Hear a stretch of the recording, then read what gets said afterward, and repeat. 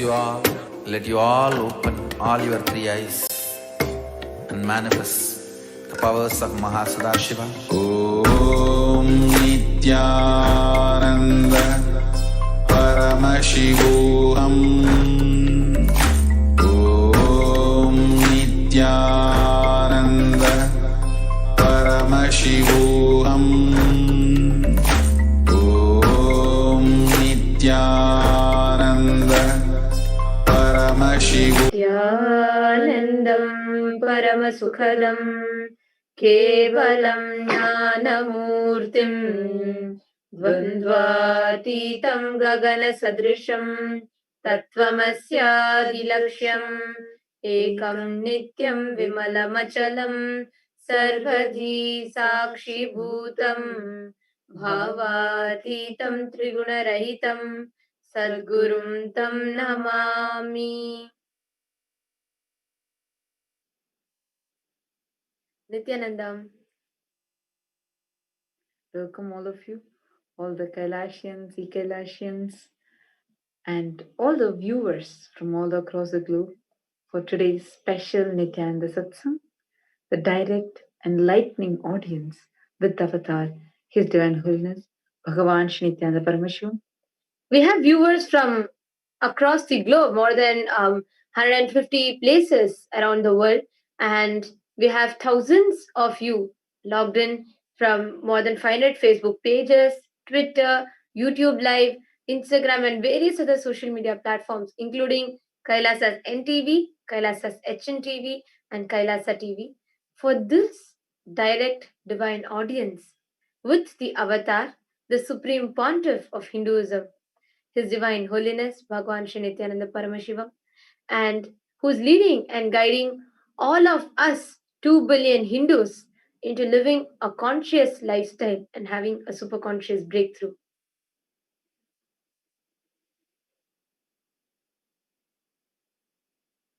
Let's all watch a small video on understanding who is His Divine Holiness.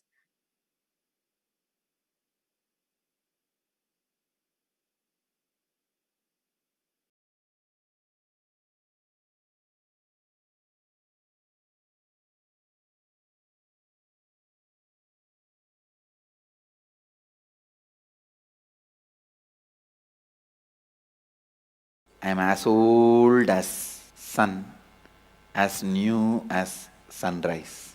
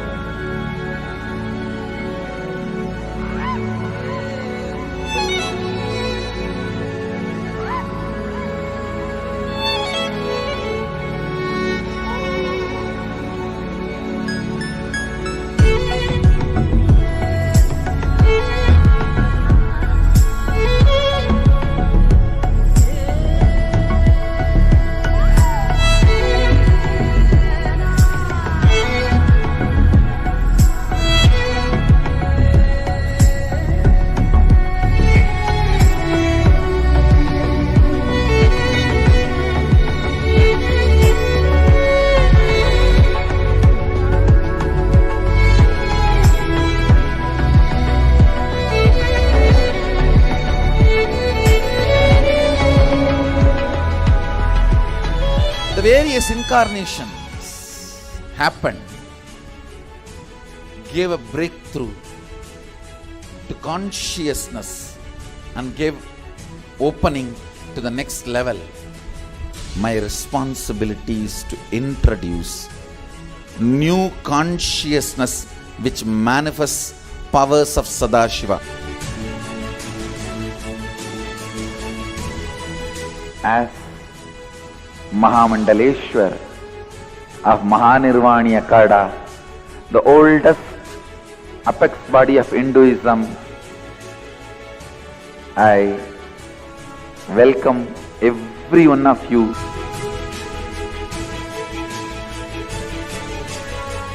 I have experienced Sadashiva in his completion, and he has empowered me to transmit that experience to all of you. It's my commitment to all of you. I'll make you experience and manifest Sadashivatva, powers and state and space of Sadashiva.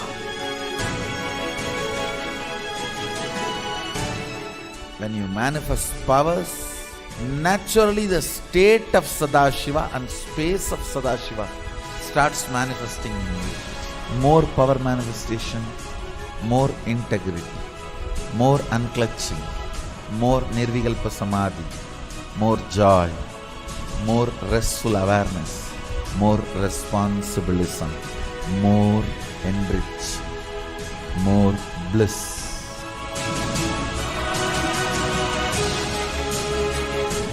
This tradition has a capacity to retain its authenticity and originality. My purpose is to make this statement to the world. Hinduism is real. Ideas move from mind to mind. Energy moves from space to space. Cognitions move from body to body. That is why even Sadashiva needs a body. He assumed the body because he needs body to transmit these cognitions to you. Whatever I am doing is reviving the original science as expressed in Sanatana Hindu Dharma, Vedas and Agamas of the Hindu tradition.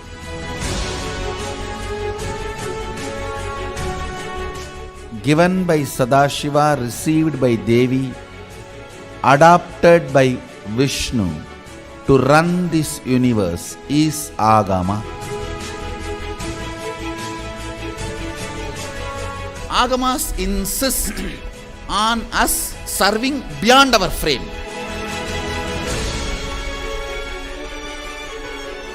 Whatever experience, anubhuti I had by my Guru's grace, Atma Pramana, I do acid wash with Shastra Pramana, Apta Pramana, the ancient masters' experiences. Whatever finally stand, I share it with the world as Sakshi Pramana. I welcome everyone for the grand feast of Sanatana Hindu Dharma. Let us go on contributing.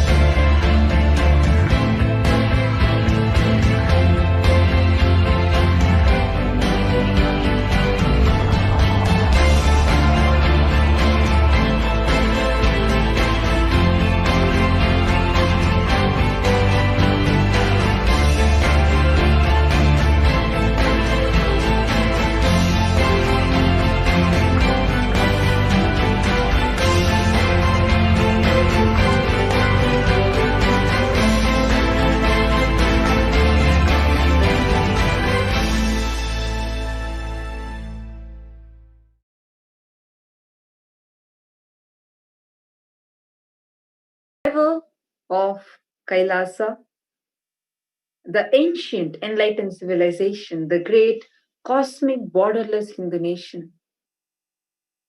His Divine Holiness is an avatar from and Supreme Pontiff of Hinduism.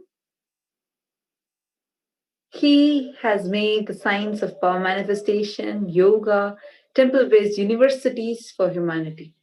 The sovereign order of Kailasa, led by His Divine Holiness, and the Nithyananda order of monks, nuns, and the Hindu diaspora are working for global peace and to give a superconscious breakthrough to humanity. His Nithyananda Hindu University, which is the world's largest Hindu university with extended campuses in 150 countries, is collecting, organizing, preserving, time capsuling, decoding, spreading, and reviving the 20 million source books of Hinduism and the 64 sacred arts and sciences, including Vastu Shastra, Ayurveda, dancing, sculpting, music, poetry, etc. And Swamiji, His Divine Holiness, is the 293rd Guru Maha Sannidhanam of the Shyamala Pita Sarvajna Pitam, which is one of the most ancient epics body of Hinduism. And he is also the present emperor of the Suryavamsha Surangi Samrajyam. And His Divine Holiness has survived the worst persecution of multiple assassination attempts on person and character by anti-Hindu elements. And still, in spite of more than 500 plus assassination attempts directly on his life, Swamiji is continuing to contribute to the humanity.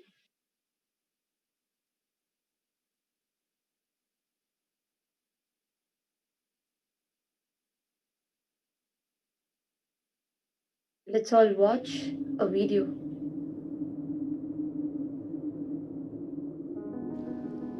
The first and foremost sacred secret I want you to know: integrity is falling in love with your higher personality. Understand?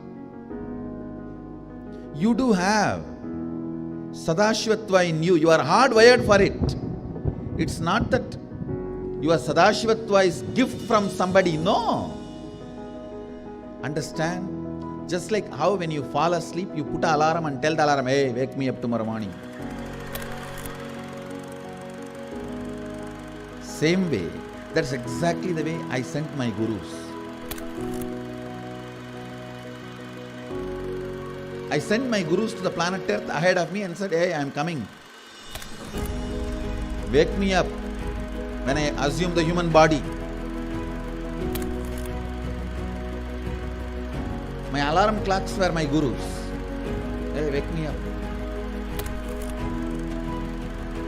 Understand? They just reminded me to fall in love with my higher personality, Sadashiva.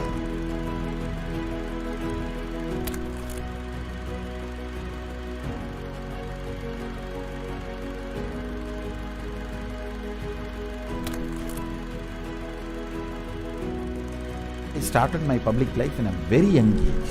Immediately after 12, after I realized my enlightenment, I took my first Padayatra as per my Guru's instruction. That Padayatra is my first enriching Padayatra.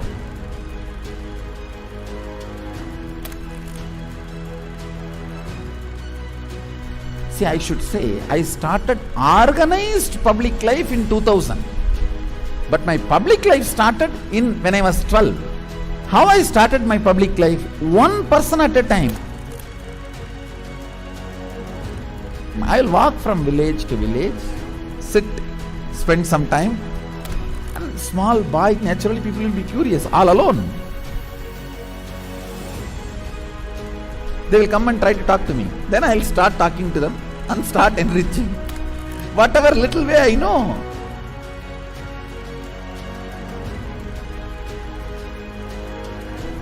It was a raw, crude, ground level way, one person at a time.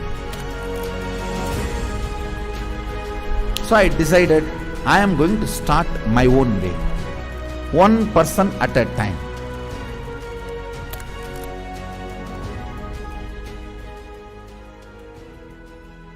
என்னுடைய room பக்கத்து room தான் அவர் இருந்தாப்புல. ஒரு சின்ன இரும்பு பெட்டி ஒன்று இருக்கும். அந்த இரும்பு பெட்டியில தினந்தோறும் காலையில் 5 மணிக்கு எழுந்துக்கிற ஒரே நபர் எங்க ஹாஸ்டல்லே முதல் நபர் அவராக தான் இருப்பாரு. குளிச்சுட்டு வந்துட்டு தினந்தோறும் பூஜை செய்வாப்புல. பூஜை செய்து விட்டுட்டு யாரெல்லாம் அவர்கிட்ட போயிட்டு ஆசீர்வாதம் கேட்கிறாரோ அவர் திண்ணூறு வச்சு இன்றைய நாள் நன்றாக இருக்கும் அப்படின்னு சொல்லி எல்லாருக்கும் ஆசீர்வாதம் பண்ணுவாப்புல. அவர் சிரிச்சுட்டே தான் இருக்கிறாரு. ஆனால் அந்த சிரிப்பினுடைய அர்த்தம் எனக்கு இப்போதான் கரெக்டாக புரியுது. ஏன்னா அது ஒரு தெய்வீக சிரிப்புன்னு சொல்லுவாங்க இல்லையா, அந்த தெய்வீக சிரிப்பை என்னால் இப்பவும் நல்லா உணர முடியும்.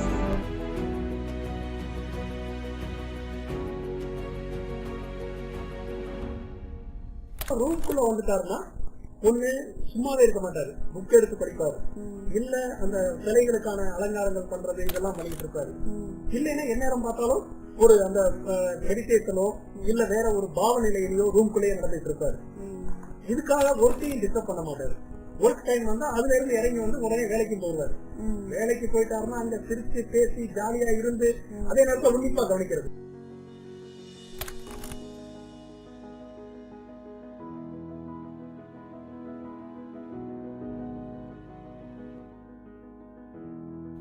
Parivrajaka Yatra happens only when you move out of joy. I tell you, I was moving like a banyan leaf in the breeze. When a leaf falls from the tree, in the breeze how it moves. That's the way I moved in my life. That is why my Parivrajaka, even to remember, is a joy for me.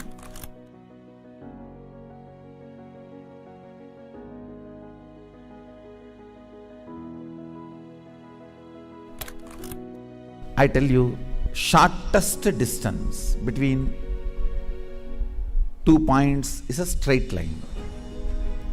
So most smartest strategy is hard work with integrity. That's all. That's the most smartest strategy. I decided, let me sit and start doing, start empowering, start enriching.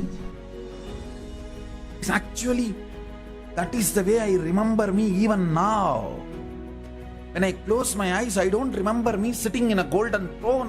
When I close my eyes, I only remember the boy, village boy with a stick on his shoulder, a kamandalu. Before Hindus could recognize, I have created a very powerful enlightenment ecosystem. Everywhere, spiritual awakening is happening, enlightenment is happening. People are manifesting enlightenment, manifesting powers, everything. Kailasa is reviving the enlightenment ecosystem. The Kailasa will be the place where almost million power manifestors are living and running. At least 10 million temples and monasteries, which are spiritual embassies of Paramashiva, and reviving this enlightenment, power manifesting civilization. Kailasa is a place where everything related to super consciousness is revived. All the sampradaya, all the spiritual ecosystems.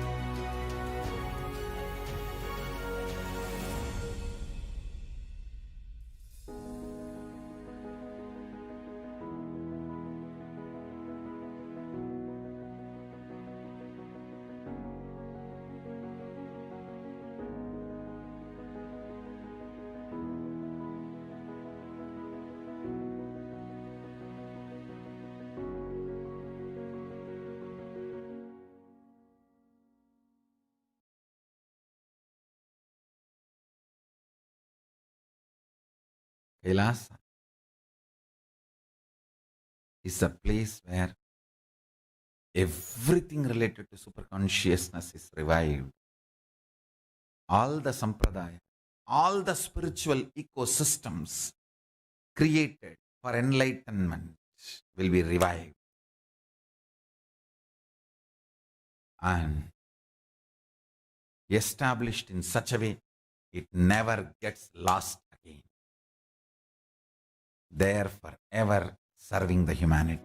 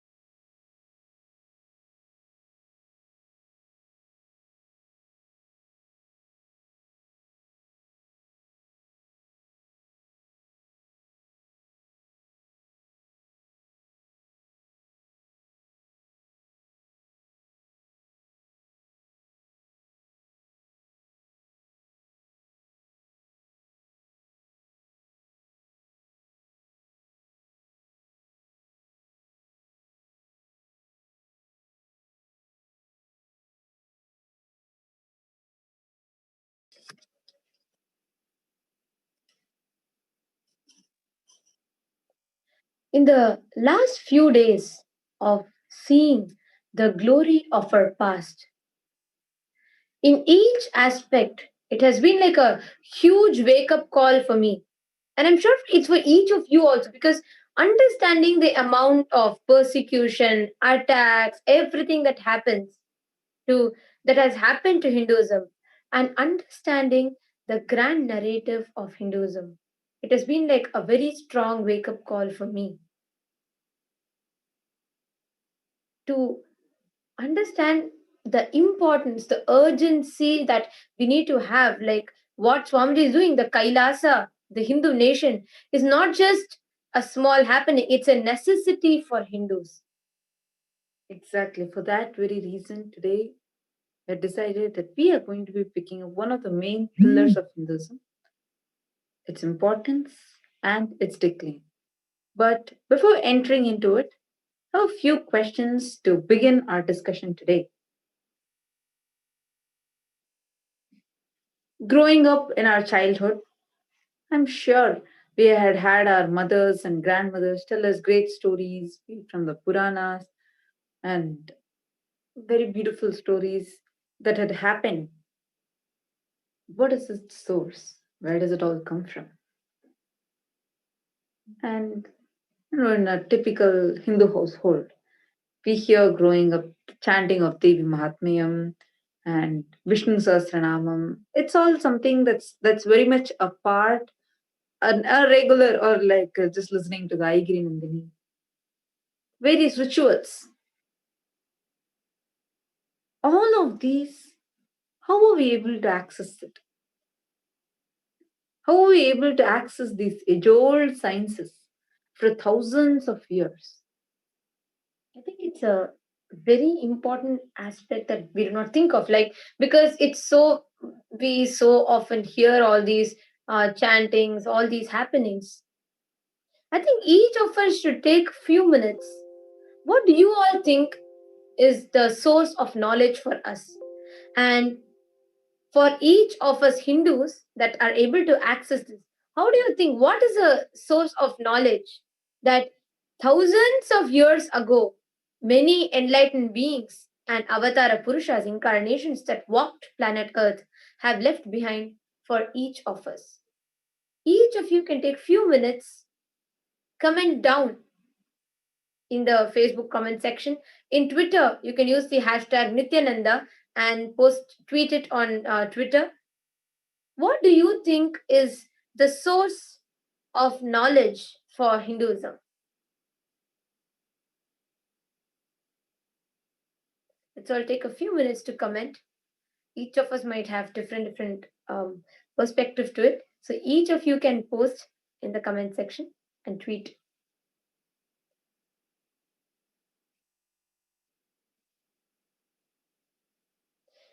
Actually, I can already see in Facebook that some of you are starting to comment about temples, gurukuls, etc. And yes, true, they're also a big pillar carrying the knowledge forward. But the main source that still keeps all of us, that is still accessible, keeps all of us enlightened about various different sciences. The main source that is providing us with the requirements of whatever we need to know about Hinduism are scriptures.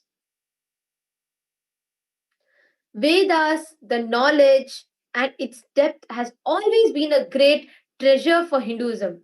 Be it erecting a stone pillar without any ground support which is hanging, like in the one in the Virabhadra temple in the Lepakshi village, or be it to discover a battery like Agastya did, or to fly a plane, or plastic surgery. We had everything, the science of everything in our scriptures. So actually, before entering into the details about how the Hindu scriptures, be it the importance or how it is declined, destroyed, let's revise a few important factors. First, Hinduism is a scientific religion. See, the truths were not just taught as some philosophies. It was given as a clear science, be it simple as what time you have to wake up, like being waking up in the Brahma Muhurta, or having the turmeric water just splashed and cleaning the place where you slept. There are many such rituals. Or be the sciences itself, be it Vaimanika Shastra, Artha Shastra, or Brahma Sutras, the Charaka Samhita, everything are sciences. It was a science. It was not just some philosophies. Our science was so advanced that we were able to even discover plastic surgery. The father of plastic surgery is called Shushruta, who lived 10,000 years ago, more than 10,000 years ago. And then it is still documented both in Charaka Samhita and Shushruta Samhita about how to do a plastic surgery and how this whole science is there with us. There are a lot of examples and so many things the scriptures give us as a reference. What the amazing sciences and the well advanced sciences, the first head transplant surgery that we had was of Ganesha. So head transplant surgery, till now we haven't, the science hasn't even, the modern day science hasn't even caught up to it. In fact, even we were the first to discover flights. Actually, today the flights are invented by Wright brothers, is what is taught to us. But unfortunately, even before then, thousands of years before, we have references of Vimana. We have a Shastra called Vaimanika Shastra on how to make objects or create vehicles that can shift you from one zone to the other. It's not just, but so like not even just one country to the country, but one dimension to another. We were the ones who discovered batteries. Absolutely. And same, most importantly, we were the first to invent zero, and thereby we introduced the science or the whole concept of infinity to humanity. We were, our civilization was so advanced and highly efficient. That is why even today, archaeologists are not able to comprehend the intricacies of our ancestral remains, be it in Kiradi, be it in Harappa and Mohenjo-daro, or so many other discoveries that we are making. Scientists aren't able to comprehend how such a huge stone structure like Tanjore Temple can be built. So many scientists are yet to understand, or they're trying to still find out how it could have been possible. True. So we have a small video where Swamiji explains how the education system, the modern day education system, is only making us more of slaves instead of teaching us the glory of what we have had. So we get the confidence and we start using that. Instead, it's making us as more of slaves. So let's watch that video clipping now.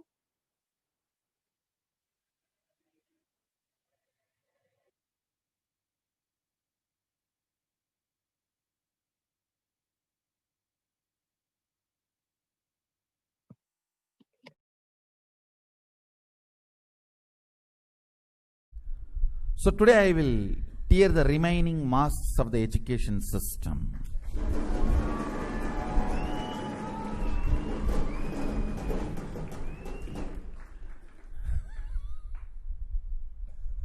I am seeing everyone is sitting straight, sitting up.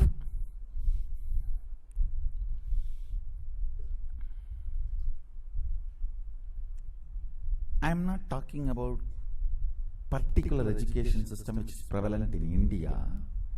I am talking about the whole modern education system. Understand? The system developed by the superconscious beings to manifest superconsciousness. Sadashiva's education system, Gurukul style. System developed by human beings to enslave and trap other human beings and keep them as clerks and workers. Listen.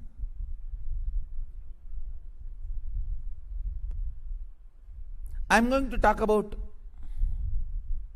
all the man-made education system which is only interested in producing clerks, making you dull, dead.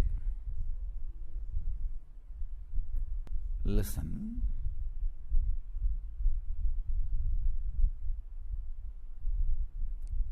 Whatever you may be, a doctor, engineer, lawyer, politician, religious leader, teacher, housewife, whatever you may be, moving,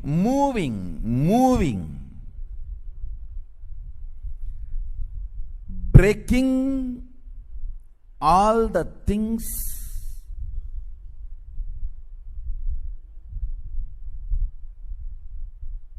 which are stagnant, breaking the status quo is life. Understand? Either you break the status quo or you get frozen.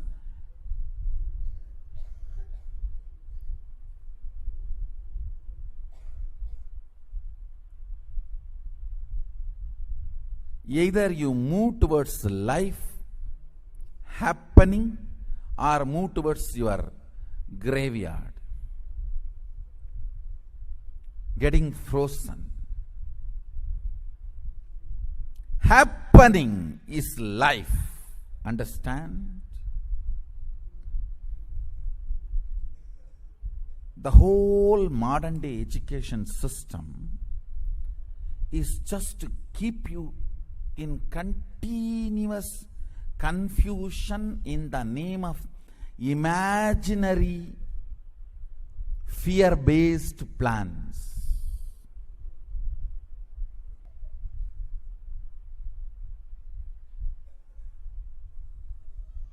I am not against planning. I am against enjoying your confusion, laziness, stupidity in the name of planning. Completely disconnecting you from reality and the requirements of the life is modern day education, where you are taught very well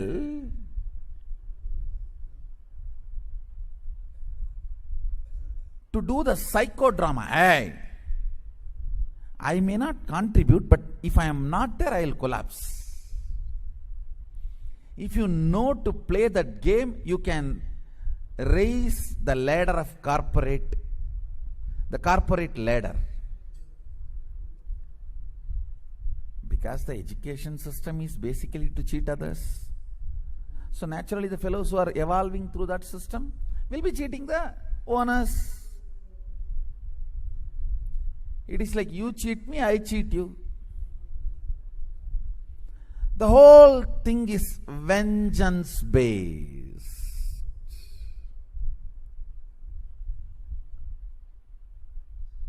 Irreparable damage is done by the thought currents provided by the modern day education system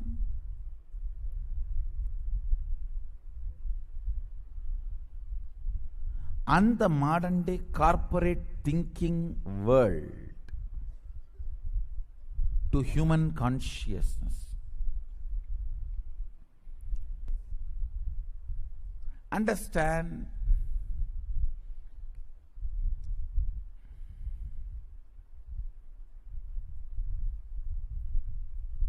that mental retardness which gets infused into you by the so-called fundamental theories of the modern day education system, that life is difficult.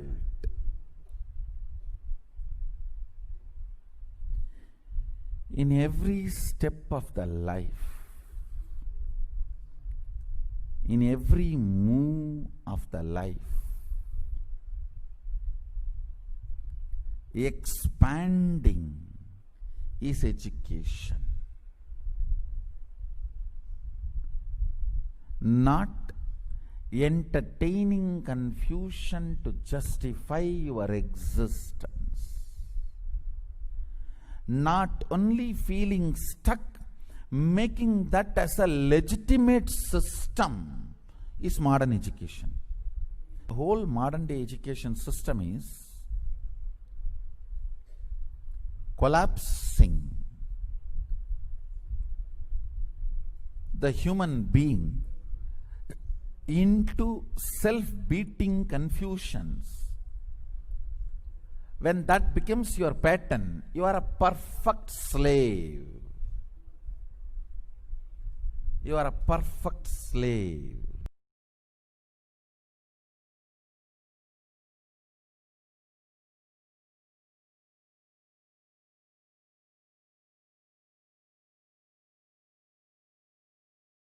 So now, how the that today's modern education system is only continuously, this modern Macaulay education system is continuously only constantly working on inducing slavery-based thinking in us. It was very funny. Yesterday, I thought of an analogy to explain to all of us. See, I'm sure every Indian school student would have come across this. When you go to the school, right, they give you a 4-line book to write English. Majority of us should remember this. So you're taught in that 4-line, you have to write within the middle 2 lines that are there. So they teach you basically how to write, in that 2 lines. So whatever might be your size, shape, everything, you have to alter all your handwriting within those 2 lines. And after you go to your 6th grade or 5th grade, they'll give you a single ruled book. So even in that, even if there's space, you will still continue to write in a very small font. Understand? It is just exactly the same way. First, when you go to the school, along with giving that 4-line book and making you write in the center 2 lines and limiting it, they limit your logic also in certain code, whatever your thinking aspects might be. They limit all that into a small, they limit everything. And after that, when you come out also, you still continue to be limited, even if there's no limits or anything, but you're not allowed to think in any other aspects of life. Actually, that's very true. That's why you see when many successful people are always, be it Steve Jobs or be it in so many successful people, even Bill Gates, they always say they're like college dropouts or they didn't perform well in the school. So whenever they are not aligned to the system of this Meghalaya education, which is actually making us think within that box, like forcing our logic to be constricted, constrained, which is training our logic just to be constrained, and that's the way how it is taught to us. Whereas when we see, the people who are not getting caught into this, they're able to be successful. I've till now not heard a single, or at least maybe I haven't come across anyone who has been, and top in academy to have been doing something like thinking out of the box like this. So this such knowledge, such great knowledge was there with us, and we are not even told about this, nor are we allowed to even think and explore and see what are the possibilities that exist. Actually, if we see, this reminds me of a beautiful story as to how knowledge was easily accessible, or I should say, how knowledge was like equal to everyone. This is a story of Rishi Ashtavakra. So, Ashtavakra is in his mother's womb, and his father, Ashtavakra's father, was a great teacher who had his Gurukul, who used to teach students in his Gurukul. So, when Ashtavakra was in his mother's womb, he was listening to the great Puranas, Upanishads, and Vedas being taught. So, as he was growing up listening to the Vedas, he was absorbing all of them. And once, when his father is teaching, he does a small mistake in the Vedas, and this kid from the womb corrects the father's mistake. And his father's ego is hurt, and he tells, "Oh, how can you tell me? And so let you be born with 8 twists in the body." That's why it's called as Ashtabakra. That's why it's in his name. 8 crooks in your body. And that is why the child is born with crooked body in 8 parts. So then his father, of course, he realizes, and then he says, "You're a genius," or whatever. But when Ashtabakra grows up, he goes to the palace and challenges King Janaka, who had held a whole conference with enlightened beings and sages. He Actually, goes, it's a very beautiful scene. So Ashtavakra just enters the palace. It's a normal court day where all the ministers are sitting. King Janaka was not any normal king who he wasn't anyone like too arrogant, or he was a very seeking person and highly enlightened. So when Ashtavakra enters the palace, seeing his crooked body, 8 limbs, like 8 parts of his body are crooked, and when they see his crooked body, the whole court, including King Janaka, start laughing. And then the kid, 8-year-old child, he comes, and to the king of the kingdom, King Janaka, comes straight to the king, and he laughs and says, I used to think that all of you are highly knowledgeable, and I thought you all will see my consciousness, means what is who I am, rather than seeing just my outer form. But I'm just seeing that all of you are having only cobbler-minded people as your ministers. Means a cobbler, he'll only see when he polishes the shoes, he'll only see the skin of the shoe. For him, that is more important than the leg that is going inside. So, same way, here, all of them are only seeing my skin. They're not seeing who I am inside. 8-year-old child is telling this to the king of the kingdom. And when he is talking like this, he gives a beautiful example, telling how a river, it twists and turns, it's crooked in so many places. It's not a, it's a straight stream. It's crooked. It might come across many rocks and everything, but it's flowing like Ganga. Ganga is in many places she twists and turns, but she's flowing continuously. So that amazing genius was Ashtavakra. At age of 8, understand, see the analogy he's able to explain with. So what an amazing knowledge that even that small child is able to think. So it's so beautiful in that such a small kid. This is reminding me about how many universities we have had.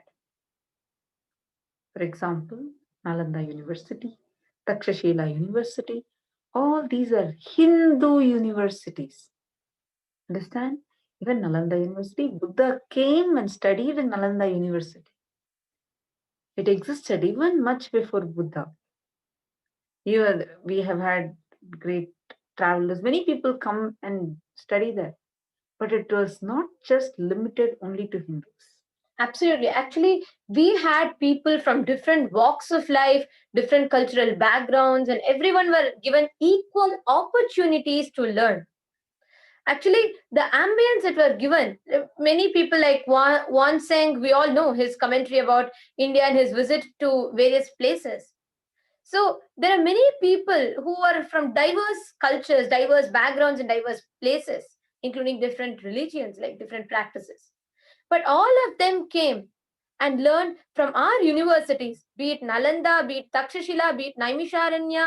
So many such universities were accessible to everyone, independent of where they are from, what walk of life they are from, or what is the purpose of life they are going to go to. They were getting trained in every aspect of life. If you see, even many enlightened beings like Buddha, all of them were educated in our Hindu universities. Same way, even the best of politicians were created in our universities. Chanakya. Everyone, be it a king, politician, swordsman, or a Brahmana with all learned mastery of the knowledge, everyone were produced from one same university. It was not limited to just saying, oh, this university only teaches for people who want to become software engineers. Today we have, that's exactly how we have something called the specialized universities, where a group of people go and, let's say, engineers, because that's what everyone thinks of in India, right? You, the moment you finished your studies, you have to go and study engineer. So when you go, all your visualizations, all the creativity about life you have is all chopped, chopped, chopped, chopped. You're made to think in one same mold. That is how today's education system or universities are. But our universities, which existed thousands of years ago, had so much of depth, was accessible to everyone with all of its knowledge. There is absolutely no kind of monopolizing, or there is no thing where we claimed exclusiveness. Like, okay, this is only for Hindus, this is only for so and so people. No. Nalanda University was open for everyone. The most, the entrance exam itself is to be very different. It is to be very unique. Where someone, if someone needs to enter, let's say some 10 people are there, each of they'll be made to stand and they'll be asked the fundamental questions of how they are, what are they cognizing and perceiving about Jiva, Jagat, and Ishvara. Meaning, human means Jiva is self, individual consciousness, Jagat is world, and Ishvara means God. What are they cognizing? How are they perceiving about these three? And best of them would be chosen and only allowed inside. Means who are ready to receive the knowledge, only they would be taken in. There was no discrimination or any such thing. Actually, we have a small video for all of us to watch, which shows about Nalanda University. greatness of Nalanda University, how the Nalanda, just like a history we have. So let's watch that again.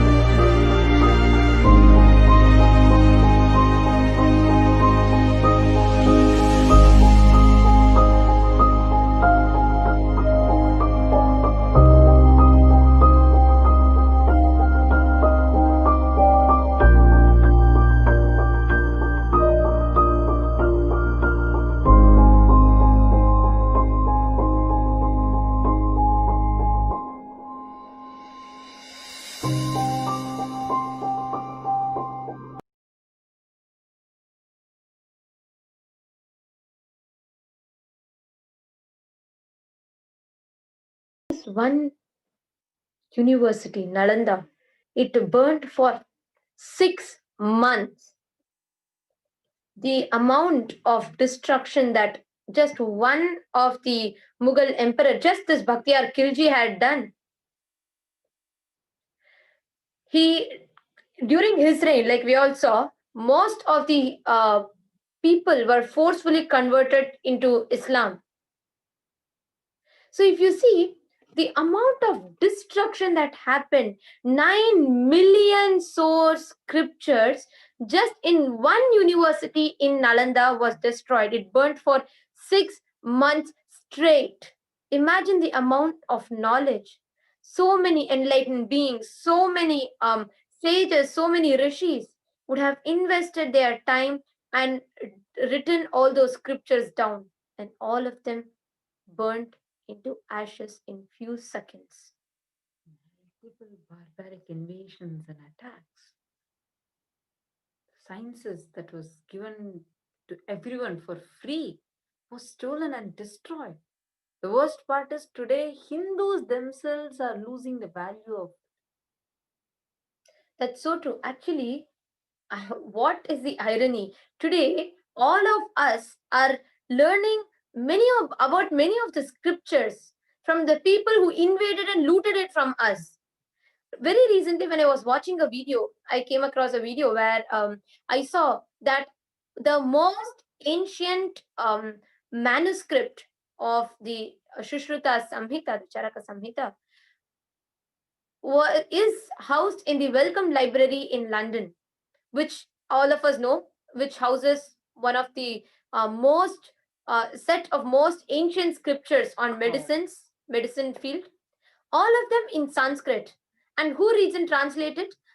A man who is from the completely Westerner, who has learned Sanskrit in a few years of his life, and he translates it. See, that is what is painful. Too painful to hear that, because they are the people who invaded us, and our scriptures are sitting in their library. Today we are in a position to listen to the translation from them. God. Actually, we all study about this whole British colonization, and the post-colonial era, and we all talk about the freedom, all that has been happening. But we also learn about how much, some level, though manipulated, but at least some level, it is presented to us that how much of loss we faced, how much of knowledge and sciences we have lost. But how many of us are have a told? video that Nalanda University has shown how it burned for 6 months. Understand? Continuously. Like, see, Amazon forest burned for 2 months, 3 months. How huge effect it had. Nalanda University burned for 6 months straight. And we still had the remains of it. So I have a small video for all of us to watch.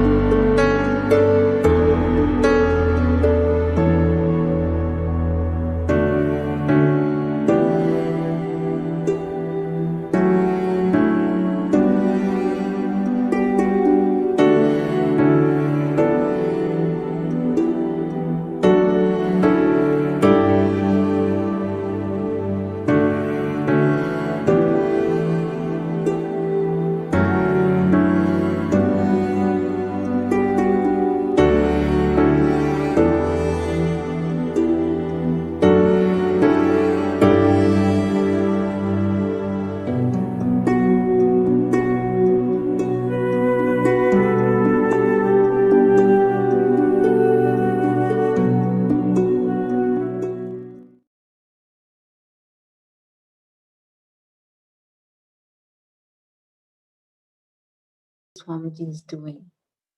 That, like how Buddha has said, no matter where you went it, you can begin again. Swamiji is creating these universities for humanity. Swamiji is revived already, a great science of power manifestation that is lost once and for all from humanity, where nobody knew, or at least the common mass was completely oblivious. Even now, most of the people are oblivious of such powers can exist. And also, today many people do not know the value of our sciences. Imagine Nalanda is just one university. We had Takshashila, we had Naimisharanya, which was all invaded and destroyed. These are just three universities which is known to us. There were thousands of such universities that existed. Now, many of us are having the. That is how you see, sir.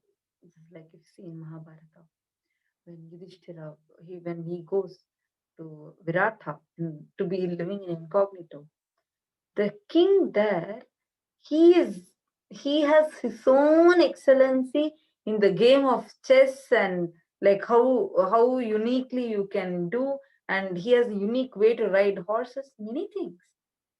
The way, the signs that each king was so uniquely powerful. In Bhagavad Gita it comes like how each of them are Narapungavaha. So there is the first chapter of Bhagavad Gita. When Sanjaya narrates, he uses the term Narapungavaha, means heroes amongst men, the best amongst men are standing in the warfield. And he quotes all different kings' names.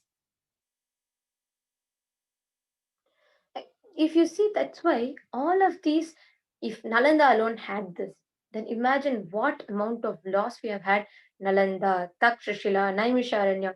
See, today that is why we do not know the value of what we have lost.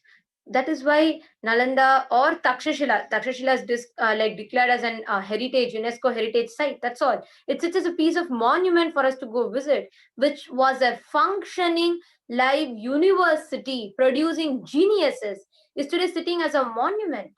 And same way, all our old manuscripts that remained is sitting, half of them are sitting in the countries that looted it from us as showpieces, where Sanskrit did not even exist. They're having Sanskrit manuscripts. What can we do about it? Because we do not even know the value or privilege or the loss, I should say, the loss that we have had. I remember when a group of our sannyasis had gone to collect scriptures for our libraries. We were all going and preserving the scriptures that were getting lost. I was shocked when our sannyasis were sharing, where when we went to collect from where there was no future generations to take care of this palm leaf scriptures, there was not enough fundings, etc. When we went to collect from all of the places, sannyasis had to collect scriptures from dustbin like places where people dumped it. When I say dustbin, where books, all the old books, I'm sure we all would have heard of Kabadi Walas, where it was given to people because they did not know the value of it. It is rotting in people's attic without being preserved. Just to explain that place, so that's a place where old papers are collected, so the recycling can understand. It was sent for recycling. We don't know how much has already been lost. We collected, few sannyasis were sent to each place and to collect all these and to preserve. Do you remember once, even in our Guru Ashram house, when in the attic, when we were clearing up, there are a lot of these manuscripts that were already eaten half by rats and termites, and many of these which which were there in the form of books, we had thrown it. I remember of giving it to this Kabadi Wala, means a person who comes and collects all the old papers. I remember of giving it. I was shocked when I heard Swamiji telling about the importance of it, and Swamiji explaining the importance of it. I was really shocked. So understand, it means what kind of a destruction has been done to us. I have a small video for all of us to watch, where Swamiji actually explains this. See, even our people used to go village to village. The sannyasis used to go village to village, pay 100 rupees or something, and get the things which they'll be selling all these on the road platforms. The value of scriptures what is millions of dollars worth, which is kept as a monumental piece in one of the top libraries in Britain. And today in India, the manuscripts are treated like this, because we Hindus have lost the understanding about the value of it.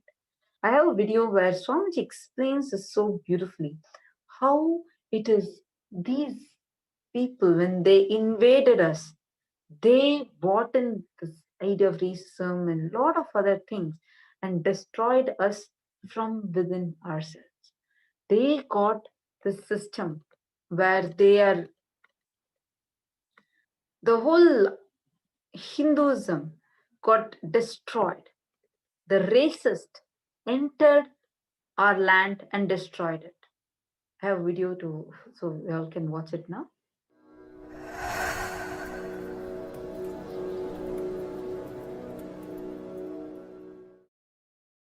I want you to understand how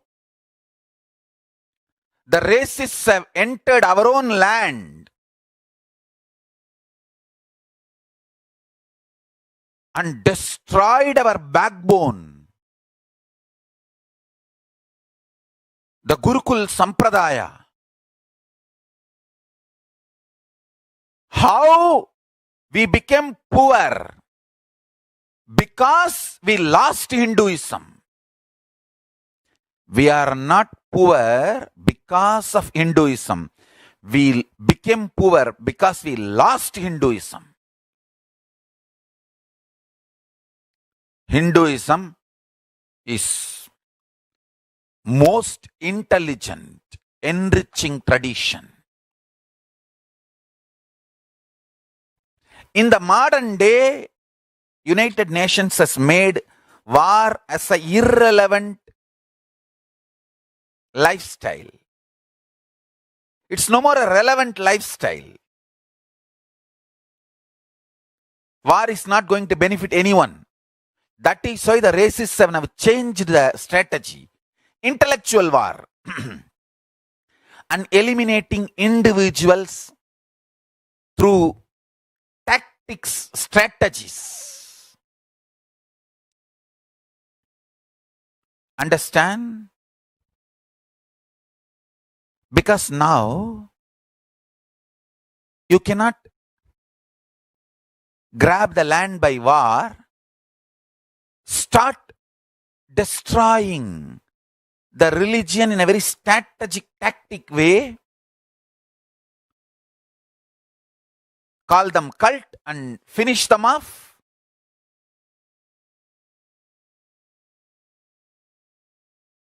Easy to enslave people. Understand? Hinduism is the most liberating, enriching religion.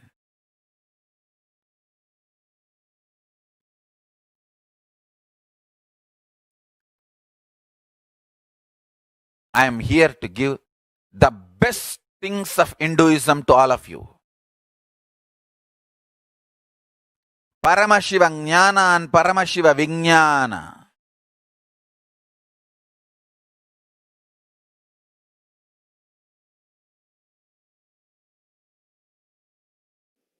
Because of these racist, anti-Hindu elements who never were able to see the expansion, who were never able to tolerate any expansion happening to Hinduism.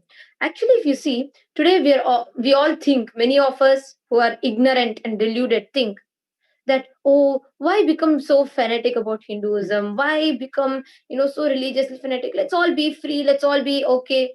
Understand, Hinduism is the longest surviving civilization which never invaded or attacked anyone even once. Never Hinduism has invaded. Never Hinduism has attacked.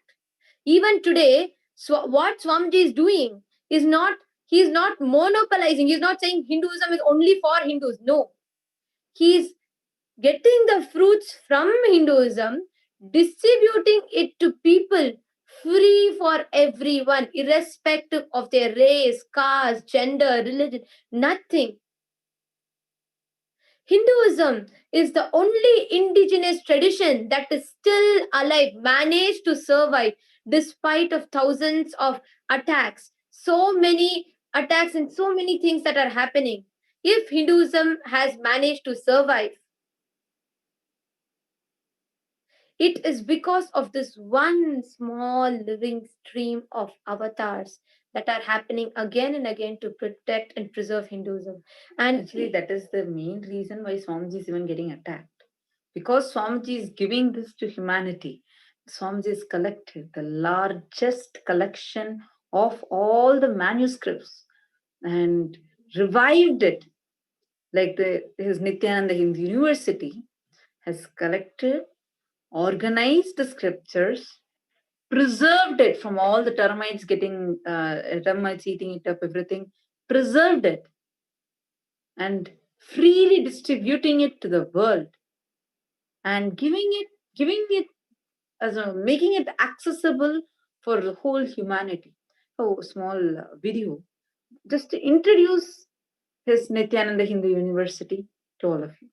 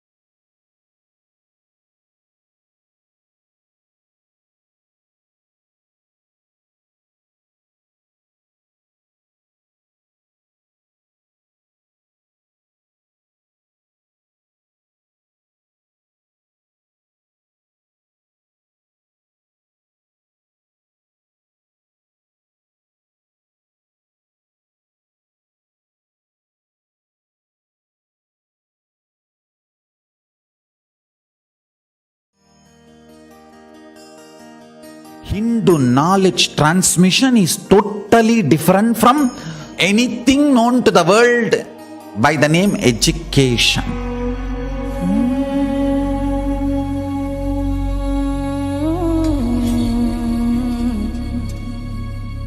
What Paramashiva shared with me, it was like intense cosmic downloading happening. One day, I was looking at him so deeply. Literally everything he was revealing was getting into my system. So deep, like if he utters one word, like a condensed 1 petabyte material, information will be transferred into my system. Listen. The words he uttered and the quantity and quality of the information transmitted was unimaginable. Every word he was uttering, petabytes of information was getting transmitted into my system. The system was getting loaded. When we say Dakshinamurti teaches in silence, it is not that he never utters a word. but the number of words uttered and the quantity and quality of the knowledge, information transmitted does not logically connect or equate, rationally inexplicable. This is unique knowledge transmission method of Sanatana Hindu Dharma. You cannot use the word education for this, no. That is why we cannot say Nithyananda Hindu University is reviving Hindu education system. No, it is reviving Hindu knowledge transmission system.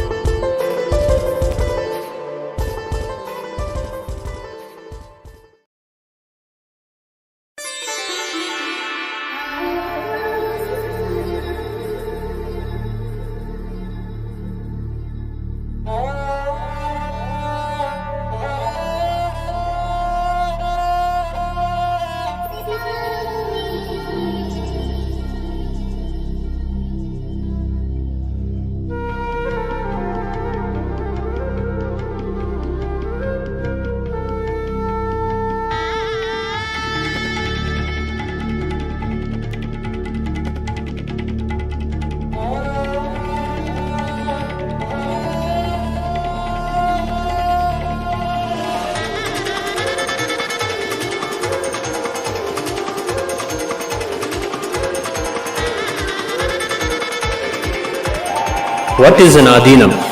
An Adinam is the name of a traditional Shaivite commune where the Guru resides and facilitates Sadashivatva to his disciples. Here, in the Bengaluru Adinam, His Holiness the Avatar Paramahamsa Nithyananda, Sadashiva himself, entangles us all in Shaktinipada. Shaktinipada is the celebration of oneness with Sadashiva, oneness with the whole cosmos itself. What does the Guru do? Naimisharanya, Takshasila, Nalanda, Sharada Peetam, Haridwar, Kashi Vishwad Peetam. These are the names of traditional universities built off the sacred agamic revelations of Sadashiva, the Vedas and the Agamas. His Holiness the Avatar Paramahamsa Nithyananda's vision is to revive these lost universities and their great contributions to this planet's knowledge and power. His calling for a Vedic Renaissance has the Nithyananda University at its heart. Swamiji's great vision through this university is to create an enlightened community with new enlightened civilizations across the planet. Swamiji, through his universities around the planet Earth, is serving humanity by reviving the Ved Agamic tradition, bringing immense prosperity, physical and mental health, and the way of life as per Sanatana Hindu Dharma. When you become an Adinavasi under the Nithyananda University, the wealth of the whole Sanatana Hindu Dharma is at your consumption.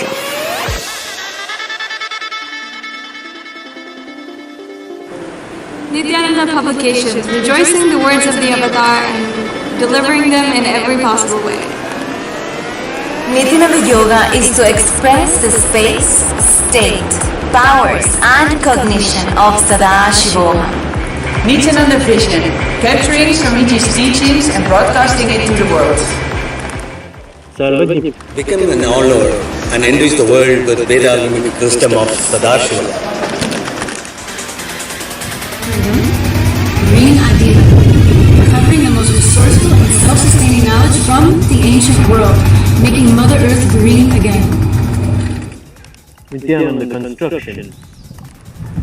discover the architectural genius of our ancestors, and build the temple for Sadashiva.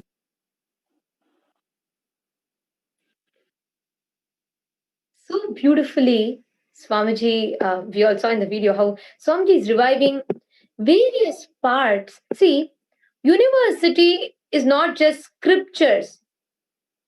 It is a life, a functioning, I should say, a hub of knowledge and an ecosystem that existed. And that is what Swamiji is reviving today. Like we saw, be it Kashi Peetam, Sharada Peetam, Naimisharanya, Takshashila, Nalanda, all of these were existing as ecosystem, hub of knowledge, and incubator for enlightened beings to happen.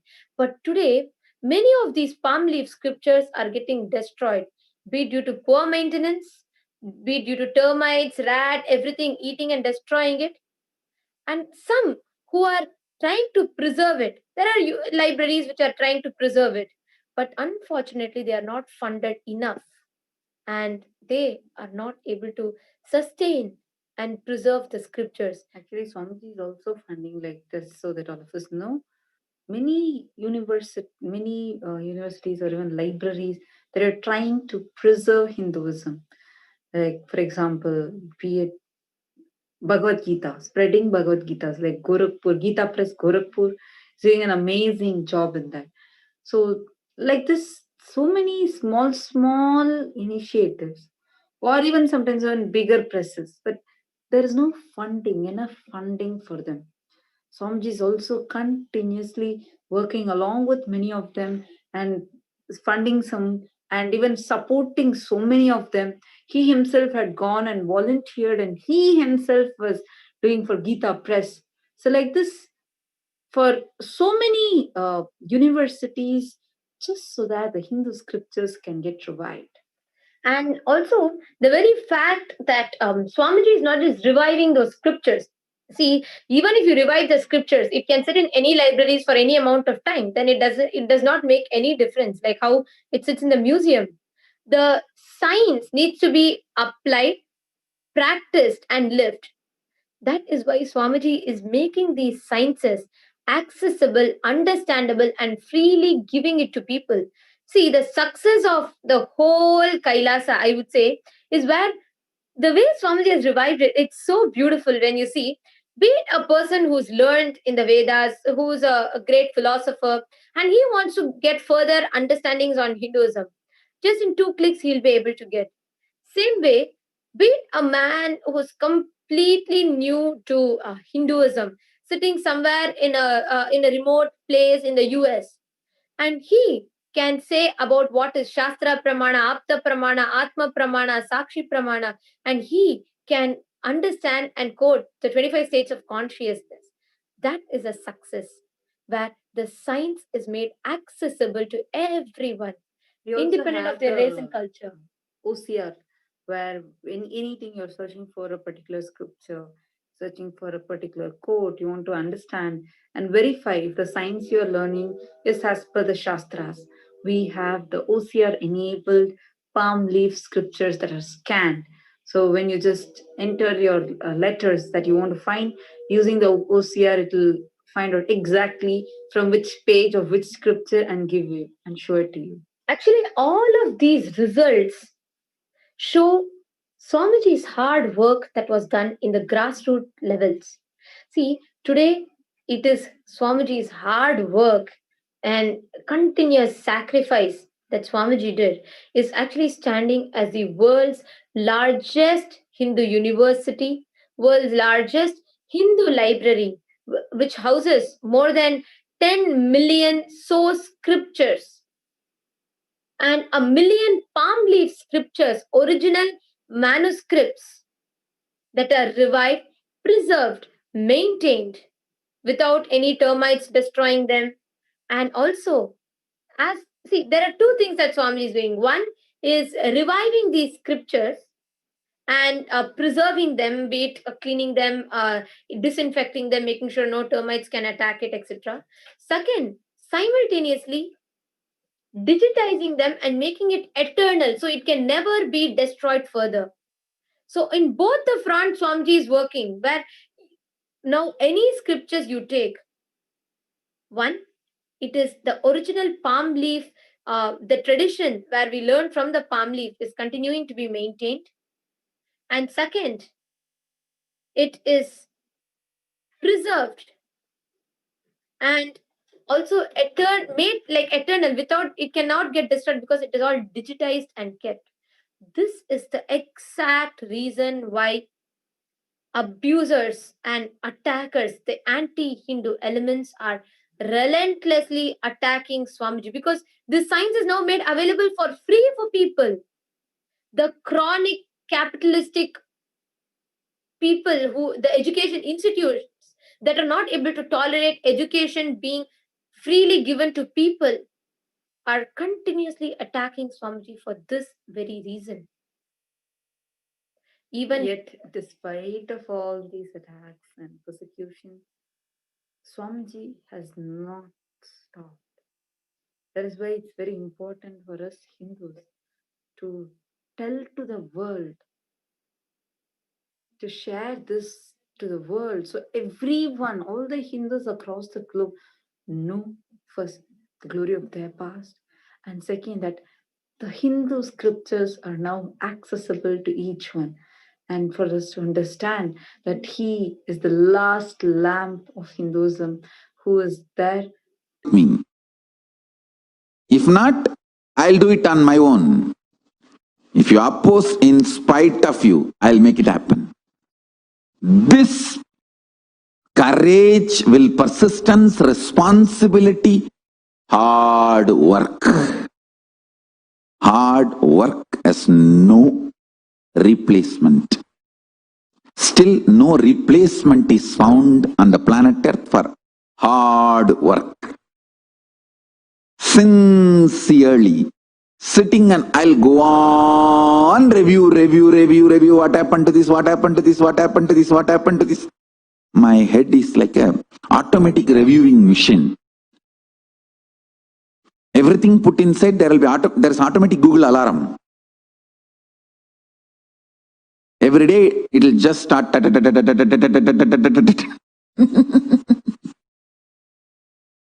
Sincere, intense hard work. That's all. That's all is the definition of a reviver.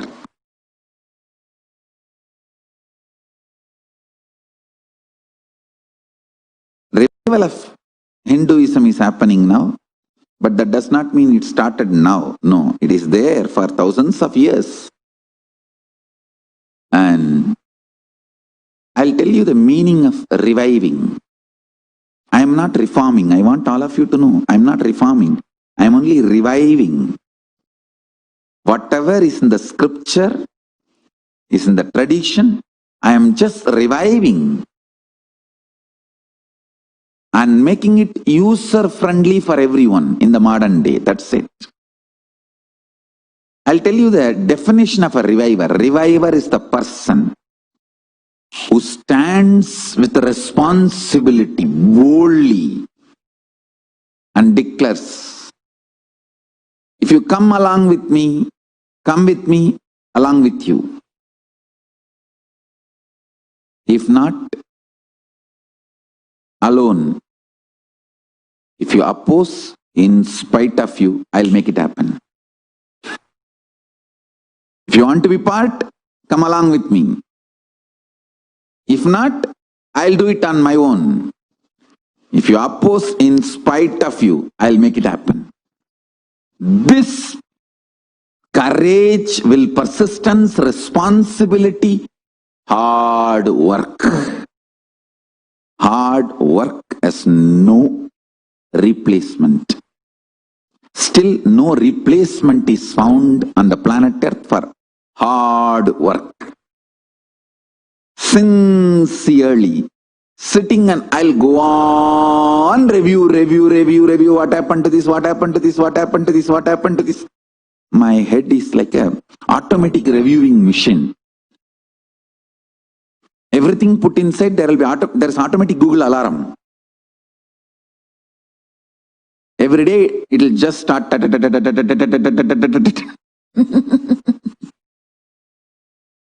Sincere, intense hard work. That's all is the definition of reviver.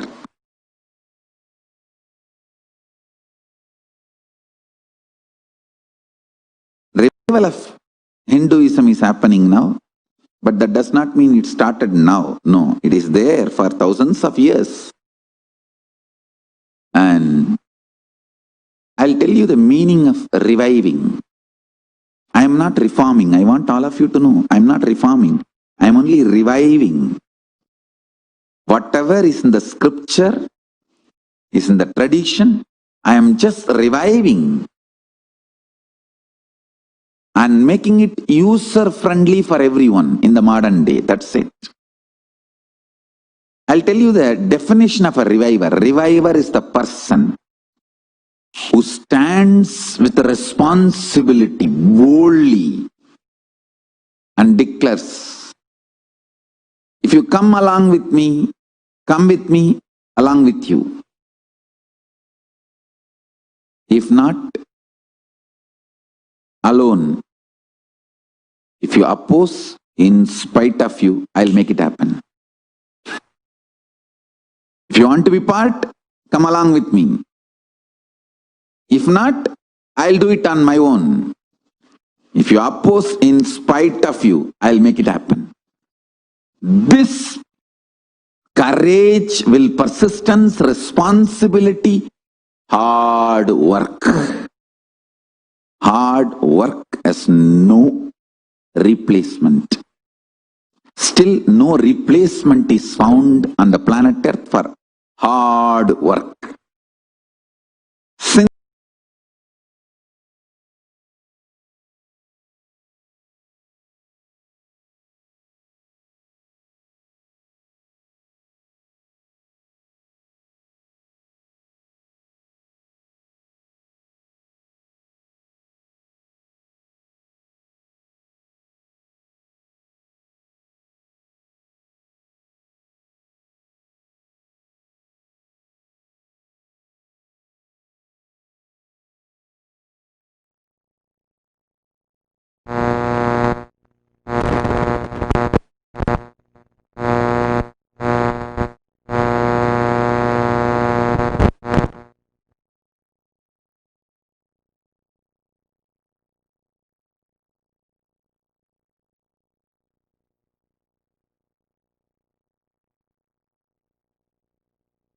Connecting with the divine with your eyes closed is meditation.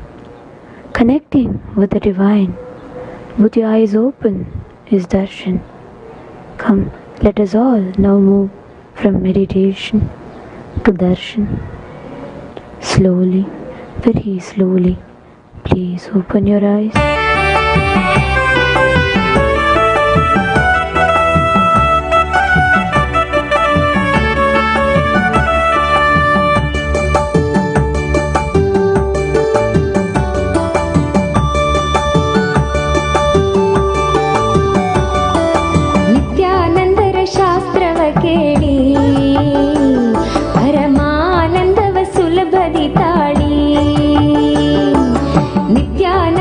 ಶಾಸ್ತ್ರವ ಕೇಳಿ ಪರಮಾನಂದವ ಸುಲಭದಿ ತಾಳಿ 7 ಚಕ್ರಗಳ ಧ್ಯಾನವ ಮಾಡಿ 7 ಚಕ್ರಗಳ ಧ್ಯಾನವ ಮಾಡಿ ನಿತ್ಯಾನಂದದ ಸ್ಥಿತಿಯನ್ನು ತಾಳಿ ನಿತ್ಯಾನಂದದ ಸ್ಥಿತಿಯನ್ನು ತಾಳಿ ನಿತ್ಯಾನಂದರ ಶಾಸ್ತ್ರವ ಕೇಳಿ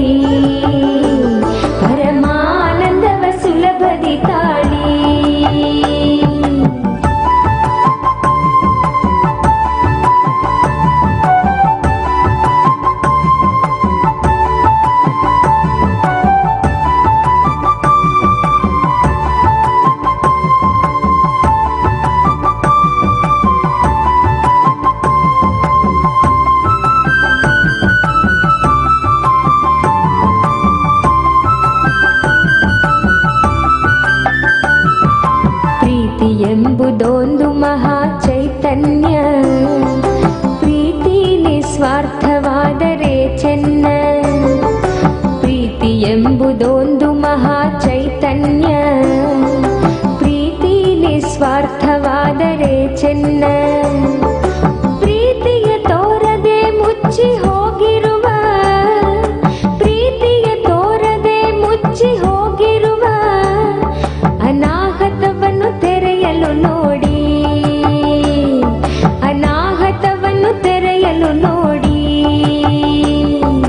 ನಿತ್ಯಾನಂದರ ಶಾಸ್ತ್ರವ ಕೇಳಿ, ಪರಮಾನಂದವ ಸುಲಭದಿ ಕಾಡಿ.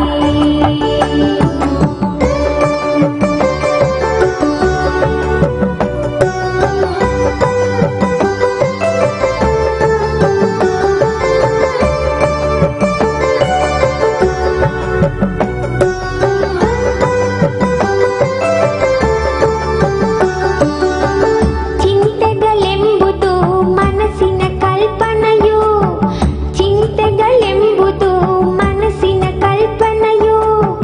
ಚಿಂತೆಗಳಿಂದಲೇ ಬಾಳಲಿ ವ್ಯಥೆಯು, ಚಿಂತೆಗಳಿಂದಲೇ ಬಾಳಲಿ ವ್ಯಥೆಯು. ಚಿಂತೆಗಳಿಲ್ಲದೆ ಈ ಕ್ಷಣದಲ್ಲಿ ಬಾಳಿ, ಚಿಂತೆಗಳಿಲ್ಲದೆ ಈ ಕ್ಷಣದಲ್ಲಿ ಬಾಳಿ.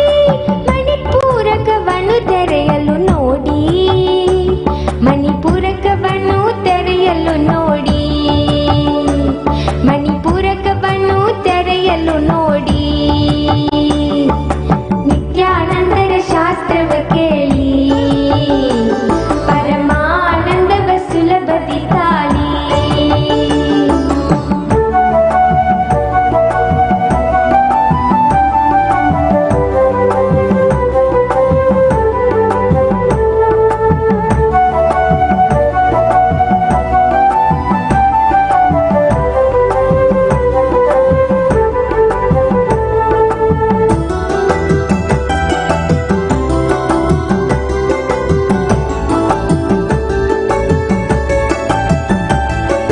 ಪರಮ ಪಾವನವು ಭಯವಿಲ್ಲದ ಬಾಳು, ಪರಮ ಪಾವನವು ಭಯವಿಲ್ಲದ ಬಾಳು. ಮರಣ ಭಯವೇ ಎಲ್ಲ ಭಯಗಳ ಮೂಲ, ಮರಣ ಭಯವೇ ಎಲ್ಲ ಭಯಗಳ ಮೂಲ. ಭಯಗಳ ಬಿಟ್ಟು ಆನಂದದಿ ಬಾಳಿ, ಭಯಗಳ ಬಿಟ್ಟು ಆನಂದದಿ ಬಾಳಿ. ಸ್ವಾಧಿಷ್ಠಾನ ಚಕ್ರವ ತೆರೆಯಲು ನೋಡಿ, ಸ್ವಾಧಿಷ್ಠಾನ ಚಕ್ರವ ತೆರೆಯಲು ನೋಡಿ, ಸ್ವಾಧಿಷ್ಠಾನ ಚಕ್ರವ ತೆರೆಯಲು ನೋಡಿ. ನಿತ್ಯಾನಂದರ ಶಾಸ್ತ್ರವ ಕೇಳಿ, ಪರಮಾನಂದವ ಸುಲಭದಿ ತಾಳಿ.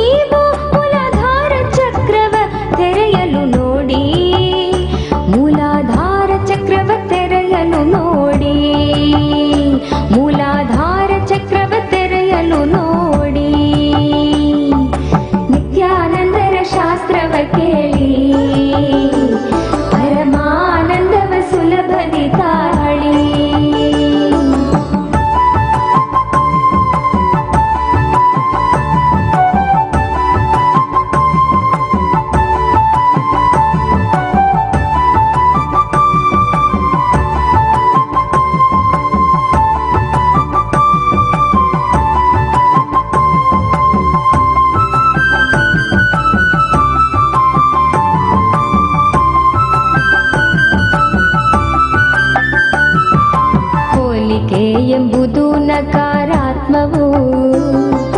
ಹೋಲಿಸಿಕೊಳ್ಳದೆ ಅನನ್ಯರಾಗಿ ಬಾಳಿ. ಹೋಲಿಕೆ ಎಂಬುದು ನಕಾರಾತ್ಮವು. ಹೋಲಿಸಿಕೊಳ್ಳದೆ ಅನನ್ಯರಾಗಿ ಬಾಳಿ. ಸೃಜನಾ ಶಕ್ತಿಯ ಹೀರ ಹೊಮ್ಮಿಸಿ ನಿಮ್ಮ. ಸೃಜನಾ ಶಕ್ತಿಯ ಹೀರ ಹೊಮ್ಮಿಸಿ ನಿಮ್ಮ. ವಿಶುದ್ಧಿ ಚಕ್ರವ ತೆರೆಯಲು ನೋಡಿ. ವಿಶುದ್ಧಿ ಚಕ್ರವ ತೆರೆಯಲು ನೋಡಿ. ನಿತ್ಯಾನಂದರ ಶಾಸ್ತ್ರವ ಕೇಳಿ. ಪರಮಾನಂದವ ಸುಲಭದಿ ತಾಳಿ.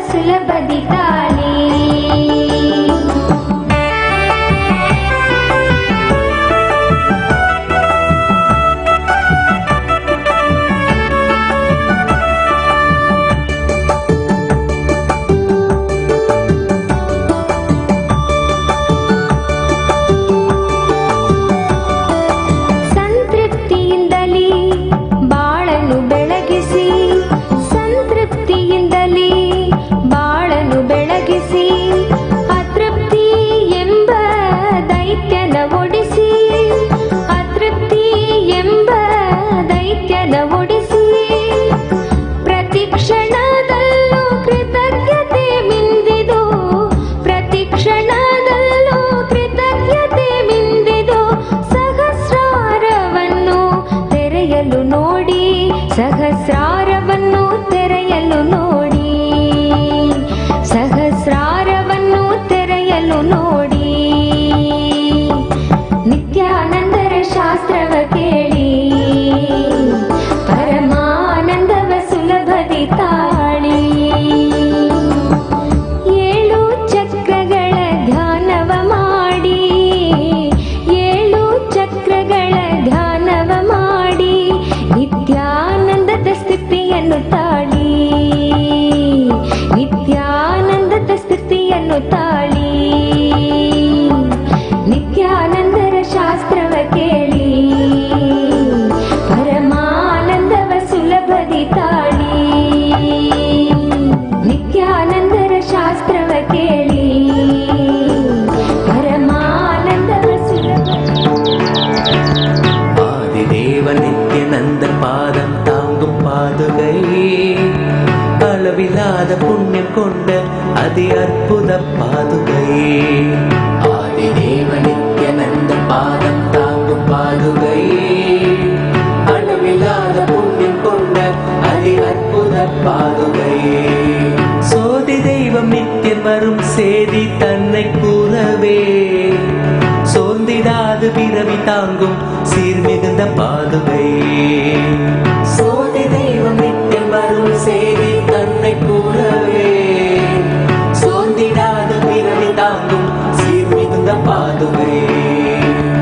ஆதிதேவ நித்யநந்த பாதம் தாங்கும் பாதுகை.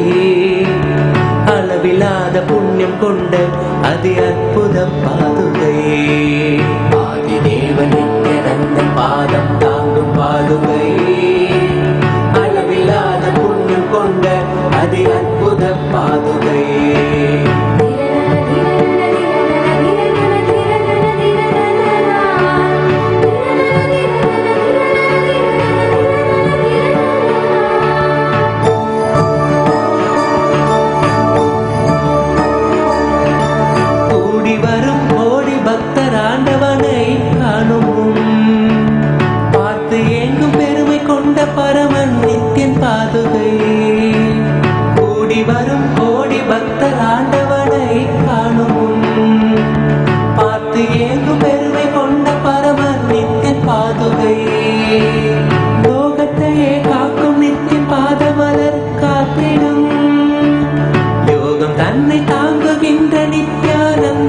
பாதுகை வேதியனாம் நித்யநந்த ராஜநடை இடுகையில் வேதநாதமாய் விளங்கும் விந்தையான பாதுகை வேதியனாம் நித்யநந்த ராஜநடை இடுகையில் வேதநாதமாய் விளங்கும் விந்தையான பாதுகை பாதுகை பாதுகை பாதுகை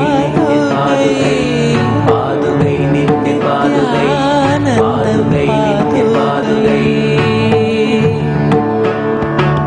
தேடி தேடி கண்டிடாது மாலை சோர்வில் ஆழ்ந்திட நித்தியம் நித்தியன் பாதம் பற்றும் பாக்கியம் கொண்ட பாதுகை தேடி தேடி கண்டிடாது மாலை சோர்வில் ஆழ்ந்திட நித்தியம் நித்தியன் பாதம் பற்றும் பாக்கியம் கொண்ட பாதுகை தனையன் சாற்றும் பாதுகைகள் தாங்கும் பூமி தாயினை அமைதி ஆனந்தத்தின் எல்லை கொள்ள செய்யும் பாதுகை தனையன் சாற்றும் பாதுகைகள் தாங்கும் பூமி தாயினை அமைதி ஆனந்தத்தின் எல்லை கொள்ள செய்யும் பாதுகை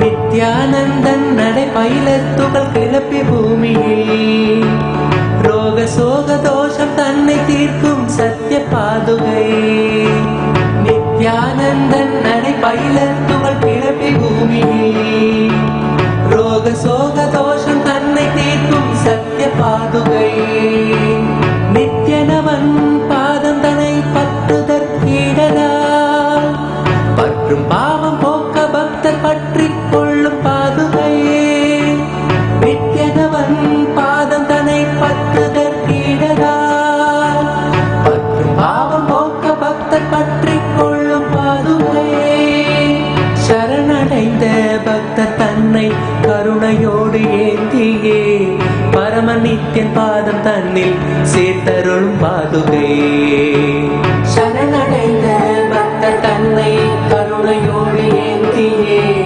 பரம நித்யன் பாதம் தன்னில் சேர்த்தருளும் பாதுகை பாதுகை நித்யன் பாதுகை பாதுகை நித்யன் பாதுகை பாதுகை நித்யன் பாதுகை பாதுகை நித்யன் பாதுகை பாதுகை நித்யன் பாதுகை பாதுகை நித்யன்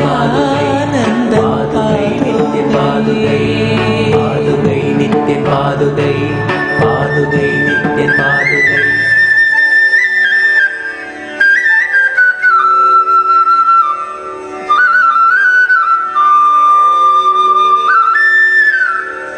भजो घन श्याम भजो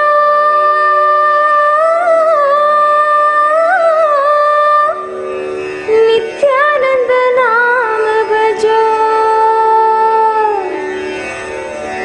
भजो घन श्याम भजो नित्यानंद नाम भजो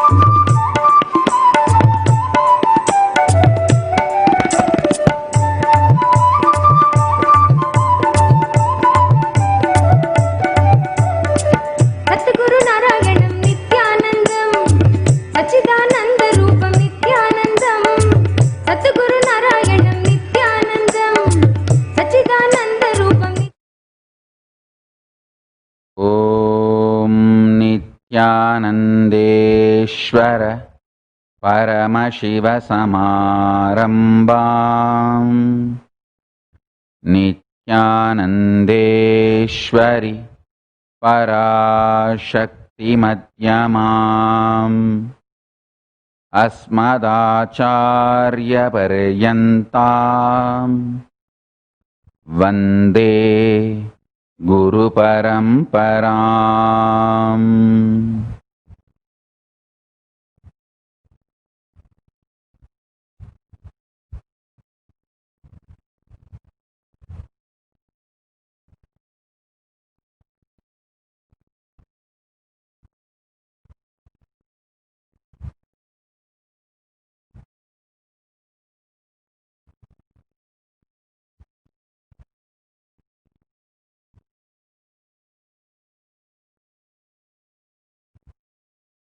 I welcome you all with my love and respect. I welcome all the devotees, disciples, Samajis, Satsangis, Shri Mahants, Mahants, Tanedar, Kotari, visitors, viewers, everyone sitting with us all over the world through Kailasa TV, Nithyananda TV, all the ministers of Kailasa, consulate generals, diplomats, e-diplomats, Paramashiva Ganas, Paramashivoham participants, I welcome all of you with my love and respect.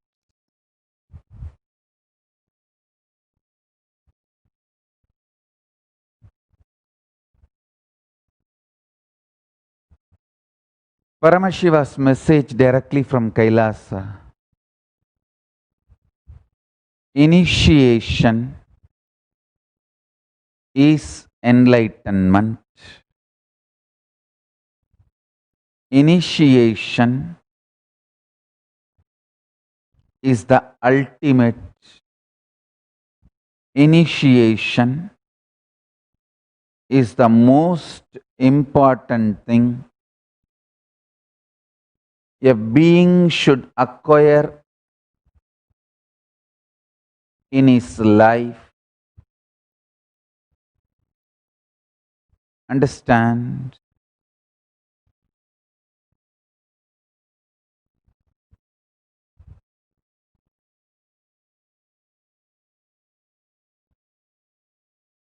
Stop drugging your life. Listen. If you drug your body, you are drugging your whole life. It is not just body. Stop drugging your whole life with illicit drugs and even the so-called legalized drugs. Listen. Here, what I mean by the word drugs, let me explain. Anything which puts you in altered state of consciousness is drug. Understand that. Anything which puts you in altered state of consciousness is drug.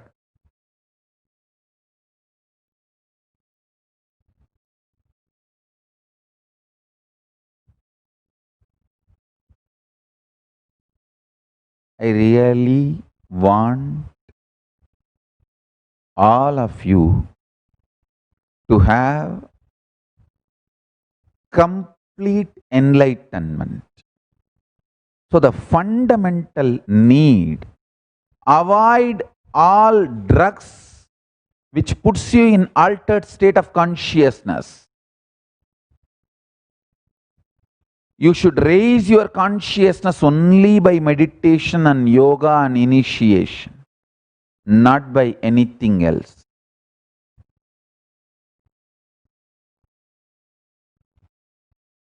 People who drug their body close the door of enlightenment almost for this life. if you have been drugging your body, at least the body which you are having, which is drugged, is no more useful for you for enlightenment.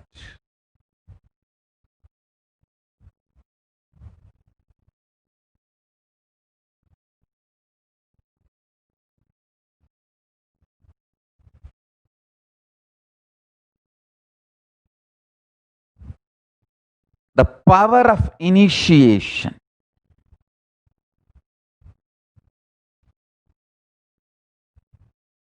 is experienced in pure body. I want you to understand. Last few days I am talking about the Hindu democracy, Hindu parliament. In that, I am explaining these 36 tattvas. I am explaining Shiva tattva, Shakti tattva, Sadashiva tattva, all the tattvas. In that I am explaining the importance of initiation.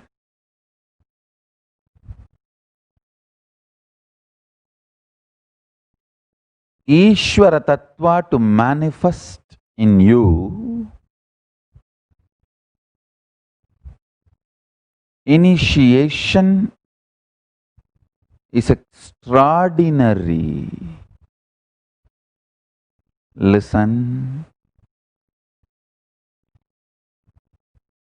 For Ishvara tattva to manifest in you, initiation is too important, extraordinarily important.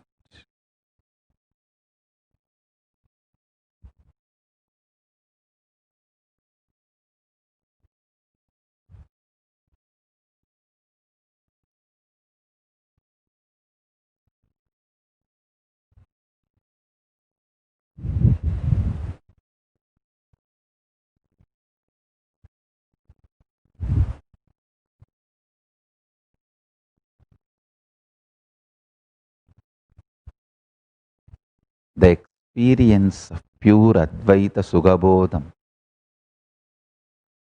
Sutta Advaita Sugabodham,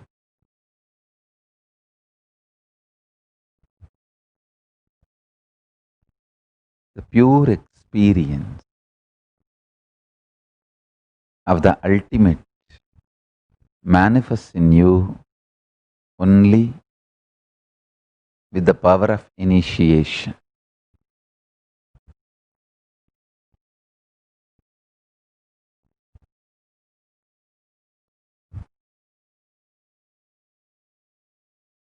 Every day when I come and sit in front of you guys, the first thing I feel, let me initiate.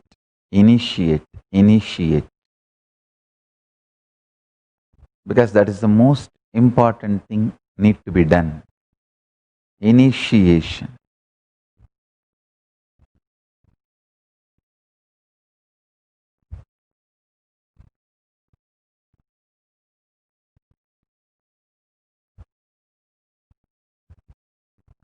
Initiation is the most important thing that need to be achieved in the life.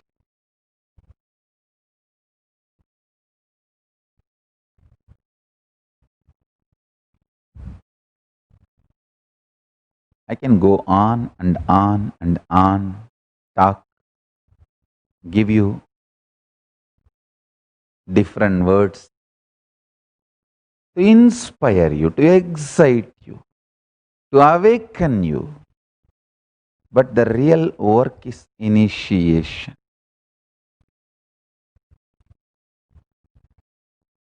The real work is initiation.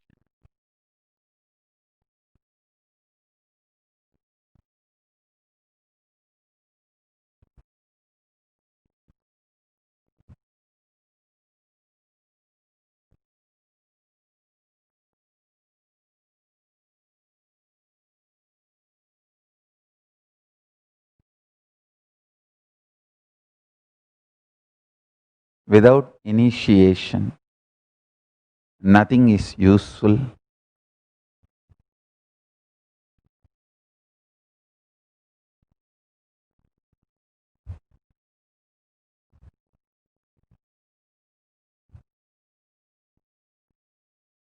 Without initiation, nothing is worthy.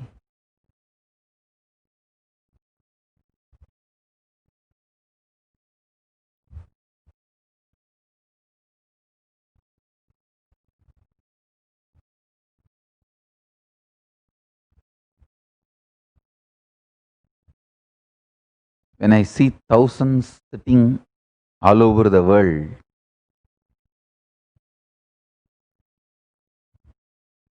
I feel I should not waste your time with more words. I should start the initiation, the real process. Especially last few days, the intense samadhi and downloading happening in me. I think the preparation for Navaratri has started.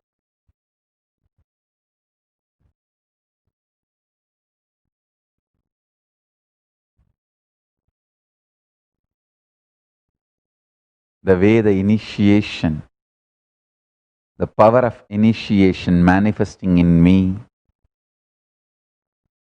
I can see very clearly.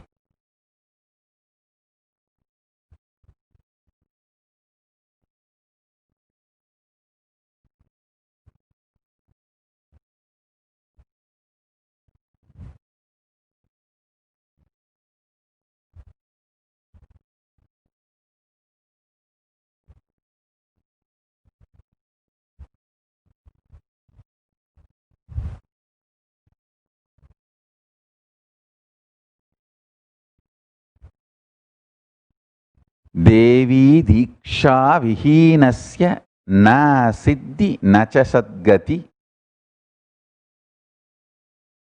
Tasmat Sarva Prayatnena Kuruna Dikshito Bhavet. To the one who has not received Diksha, initiation, there is neither enlightenment nor even the path towards enlightenment. Hence, by all efforts, one should get initiated by the Guru.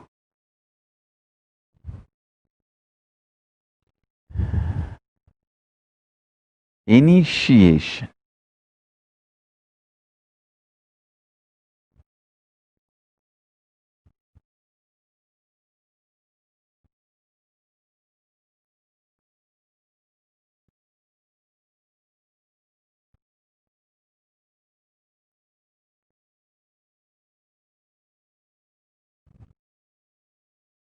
Initiation. Initiation. That is life.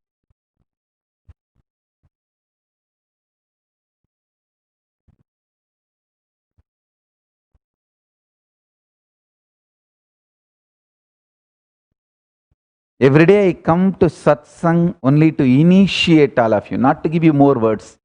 I have spoken so much in last 26 years. Only now, when we are chronicling the Nithyananda Pedia, I am realizing, oh God. See, I know we have 1 petabyte material of Satsangs. But only when it comes out, when we are bringing it out,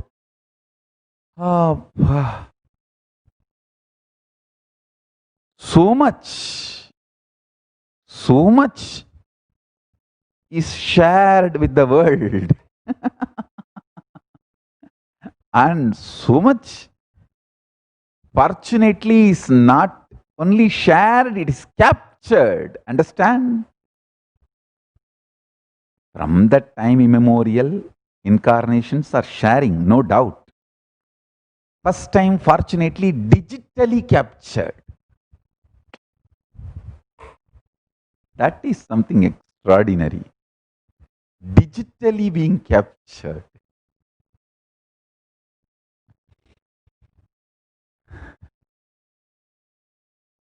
So much of photos, so much of Satsang audio recordings, video recordings.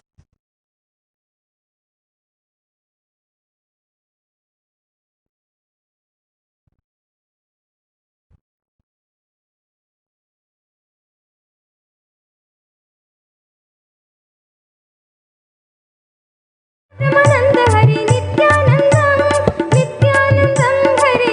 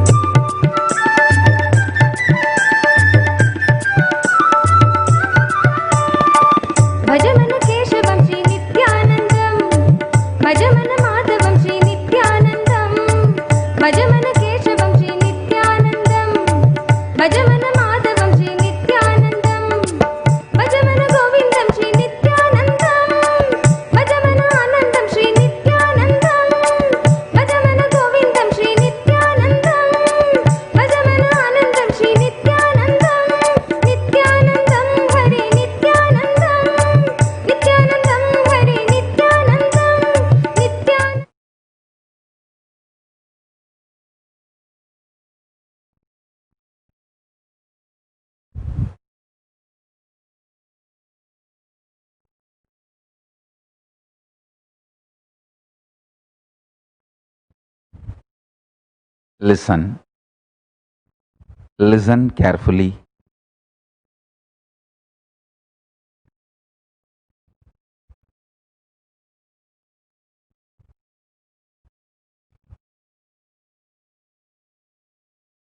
Listen intensely. It is to give initiation. I come and sit every day for the satsang. Dikshito ya puman sakshat jivan mukta sa uchyate. The one who has been initiated, received diksha, is considered to be evidently a living liberated soul, a jivan mukta. The word jivan mukti, I got it from Kamikagama, Archanaviti Padalam.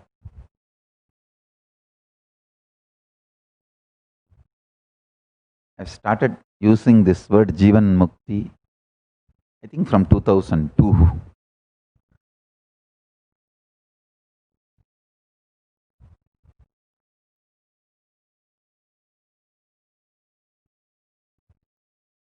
Listen. When I initiate, literally Kailasa enters in you. Kailasa is a intense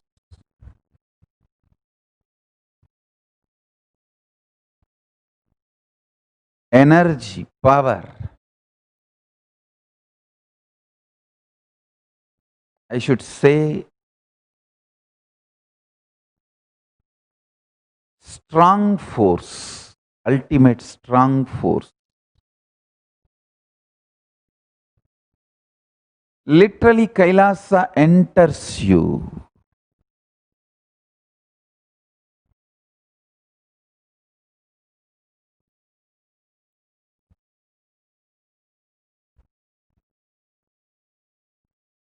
Kailasa entering you and engulfing you and just imbibing you into itself is initiation. Paramashiva Gadi, Paramashiva Padam, Paramashivatvam,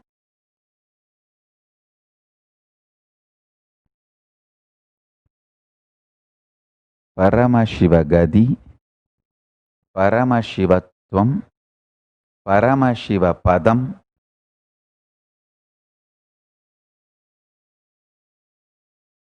Paramashivanubhavam, Paramashivanubhudi, all this starts manifesting in you just by initiation. Listen.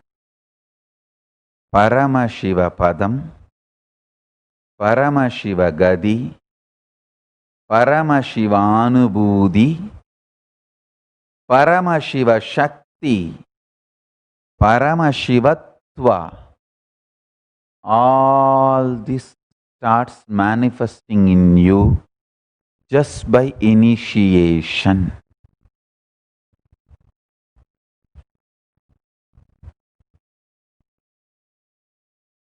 Jivan Mukti. Manifesting Paramashiva while you are in the body is Jivan Mukti. Jivan Mukti starts manifesting in you just by initiation. Today is Sunday. Initiation is the best. Because usually on Sunday, all over the world, large number of devotees come and sit. Sunday, let us dedicate it always for only initiation. Then, Monday, complete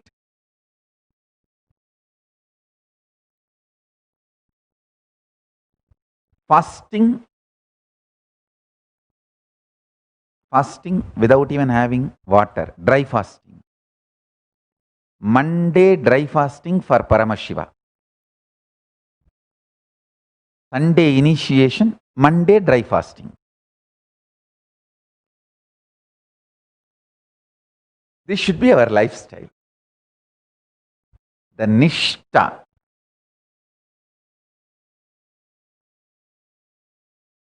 See, when the Nishta is added to initiation, simply enlightenment manifests.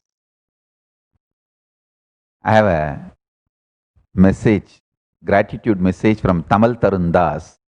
He says, he met me on 13th September 2009. I'll read out his message. Today is the most precious day in this life when Swamiji appeared in my life physically in Hyderabad Kalpataru program on 30th September 2009. That was also a Sunday, exactly 11 years back. Enjoying my Guru. I have not missed a single daily live satsang till then, despite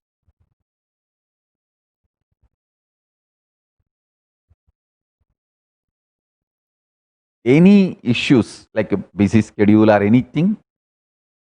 So,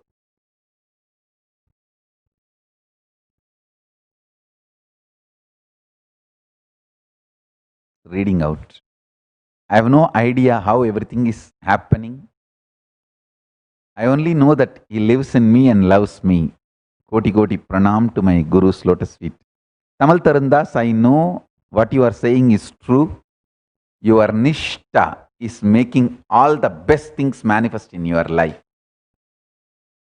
That is why whenever I receive a question from you, I know it is from a sincere seeker. And who knows the subject thoroughly, which I am manifesting, which I am teaching. Blessings, Tamal Tarun. Blessings. Your Nishta is amazing.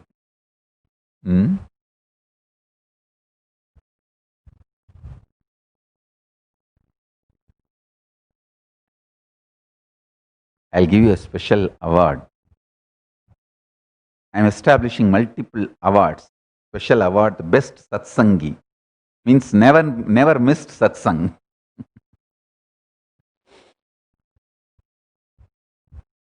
Understand, when the Nishta is added to initiation, powers manifest just like that. Paramashiva Padam, Paramashiva Gadi, Paramashivatva, Paramashiva Shakti, Paramashivanubhava, Paramashivanubhudi, all this manifests with initiation. Paramashiva Jnana, Paramashiva Vijnana becomes reality just by initiation. I tell you.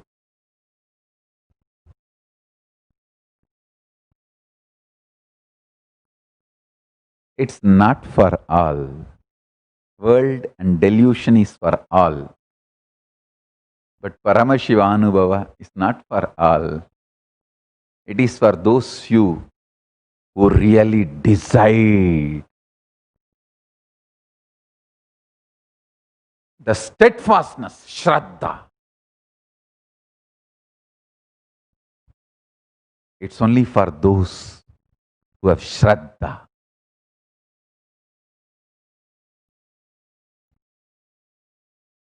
Not for anyone else.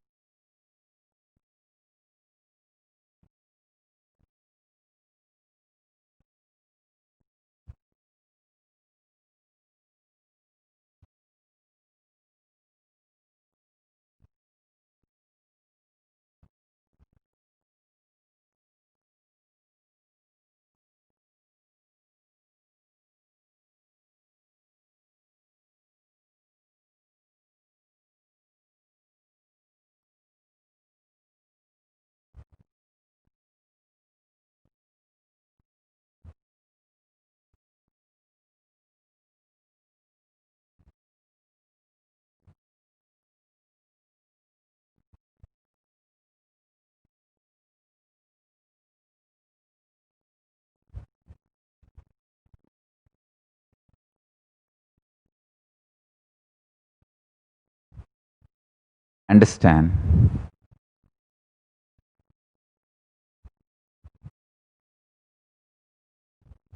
After my gurus put me on the Guru Pita, Vyasa Pita, Sarvanya Pita, doing Yoga Pattabhishekam at the age of 16.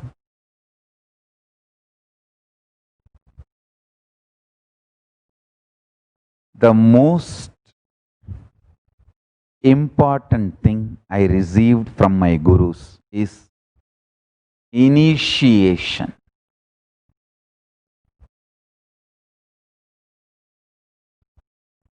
The multiple levels of initiation.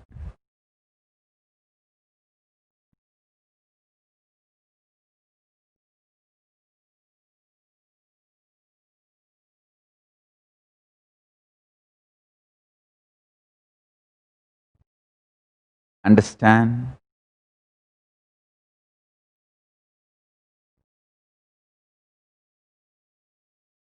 The best thing I received from my gurus is initiation. Let me give that to all of you.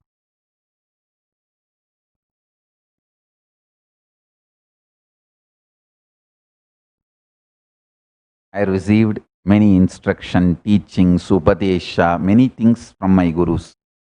Powers. Many things I received. All the best things I have, I received from them. But the most and the bestest I received from my gurus is initiation. Let me share that with all of you. Get your Atma Linga and put it on the Ananda Gandha. Above the navel, below the heart. Above the navel chakra, below the heart chakra. Put it on your Ananda Gandha.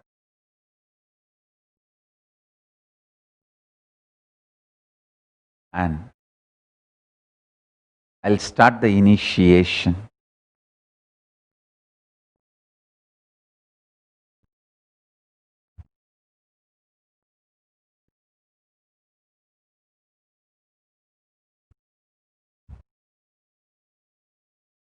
Sit straight.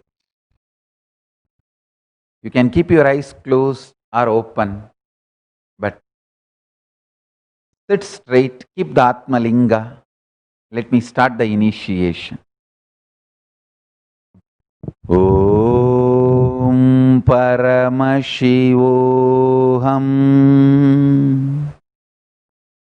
Om Paramashivoham.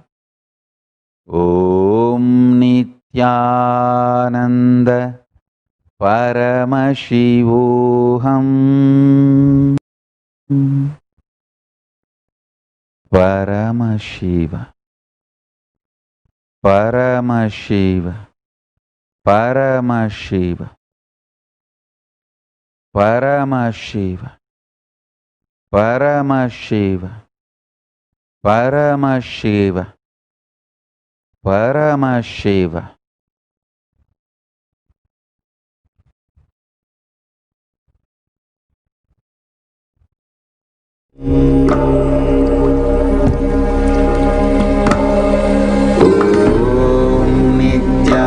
Nithyananda Paramashivoham.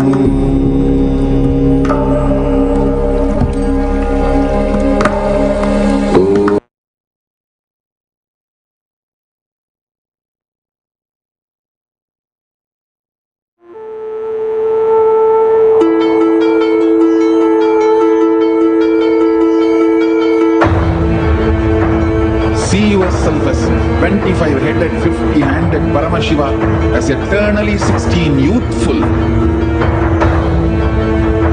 Commit with Paramashiva. Only He exists. Anything else is delusion. Now, sit straight. We'll enter into the process.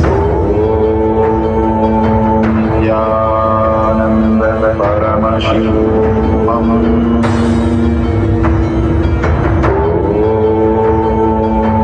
Nithyananda Paramashivoham.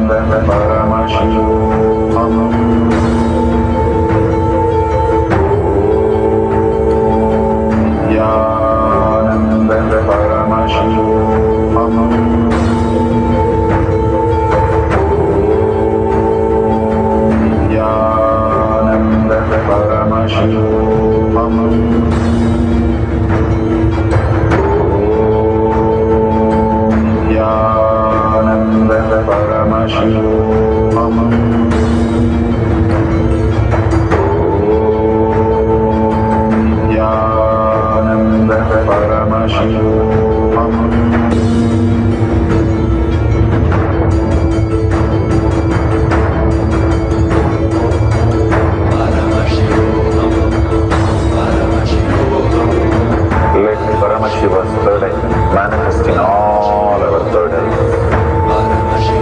Let the Amrita pour, let the Vanni open out, manifest in all of us. Paramashivoham, Paramashivoham, Paramashivoham, Paramashivoham. Let Paramashiva overflow, manifest the powers in all our third eyes. Nithyananda Paramashivoham.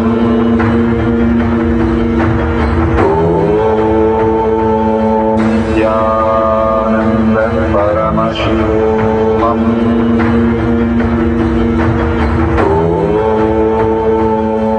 Nithyananda Paramashivoham.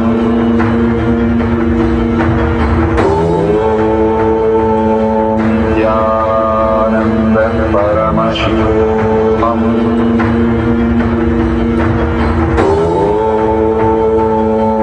Nithyananda Paramashivoham. Nithyananda Paramashivoham.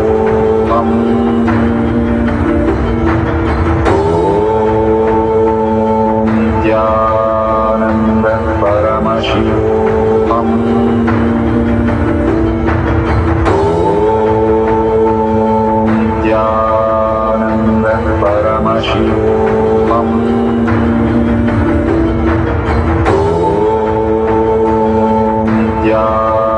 Nithyananda Paramashivoham.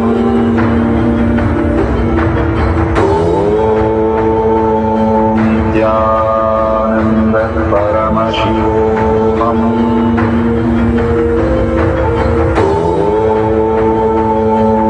Nithyananda Paramashivoham.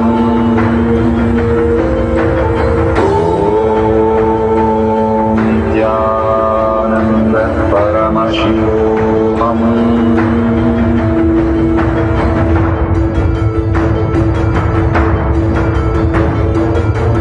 Paramashivoham, Paramashivoham. Let Paramashiva's third eye manifest in all our third eyes.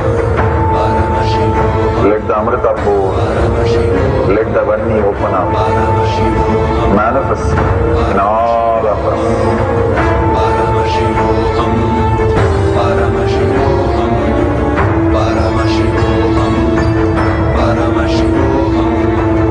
Let Paramashiva overflow, manifest the powers in all our third eyes. Nithyananda Paramashivoham.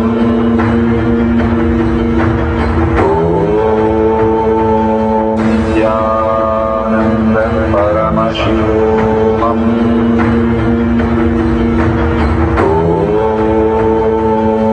Nithyananda Paramashivoham.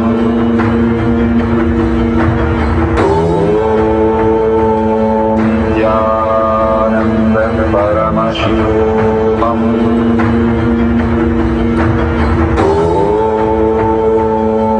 Nithyananda Paramashivoham. Nithyananda Paramashivoham.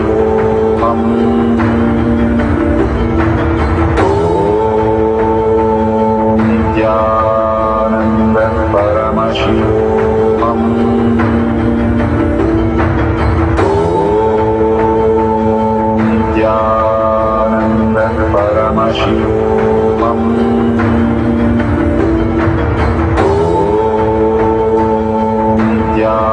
Nithyananda Paramashivoham.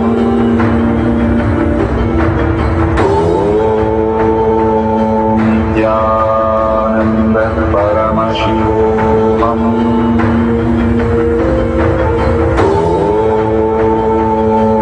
Nithyananda Paramashivoham.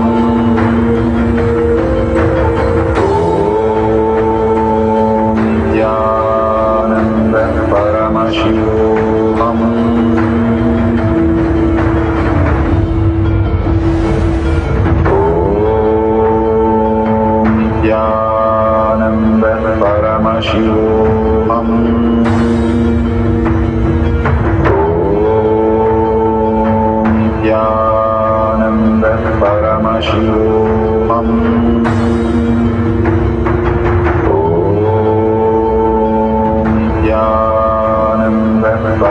Paramashivoham.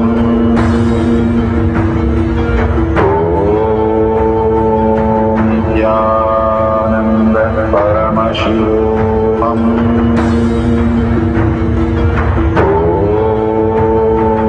Nithyananda Paramashivoham.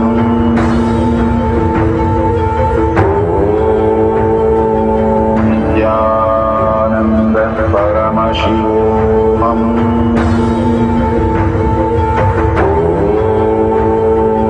Nithyananda Paramashivoham.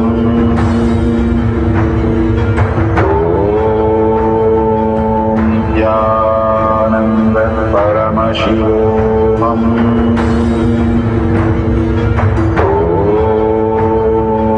Nithyananda Paramashivoham.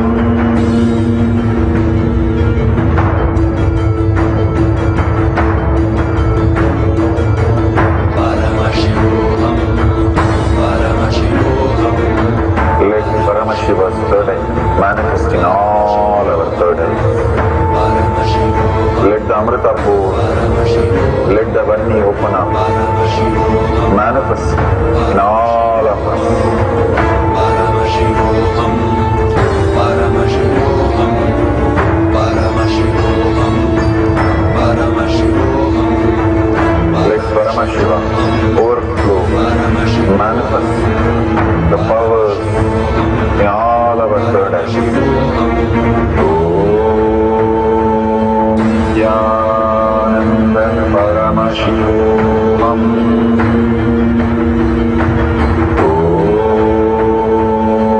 Nithyananda Paramashivoham.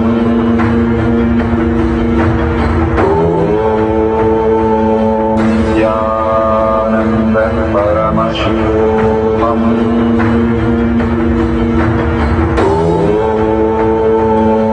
Nithyananda Paramashivoham.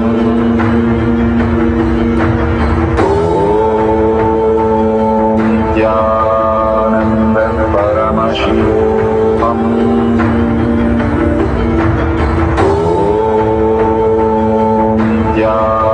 Nithyananda Paramashivoham.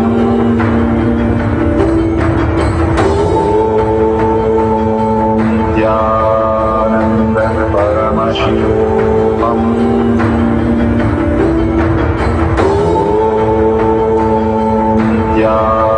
Nithyananda Paramashivoham.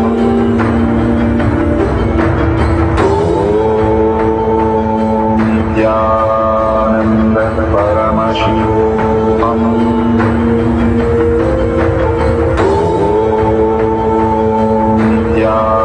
Nithyananda Paramashivoham.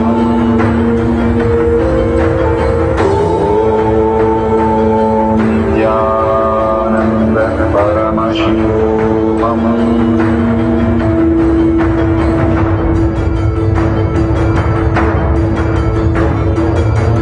Paramashivoham, Paramashivoham. Let Paramashiva's third eye manifest in all our third eyes. Let the Amrita pour, let the Vani open up, manifest in all of us. Paramashivoham, Paramashivoham, Paramashivoham, Paramashivoham. Let Paramashiva overflow, manifest the powers in all our third eyes.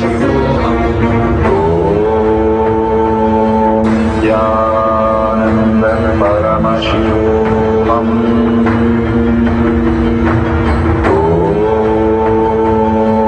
Nithyananda Paramashivoham.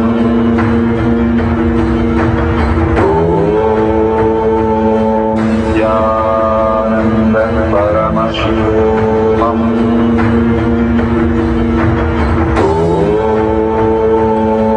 Nithyananda Paramashivoham.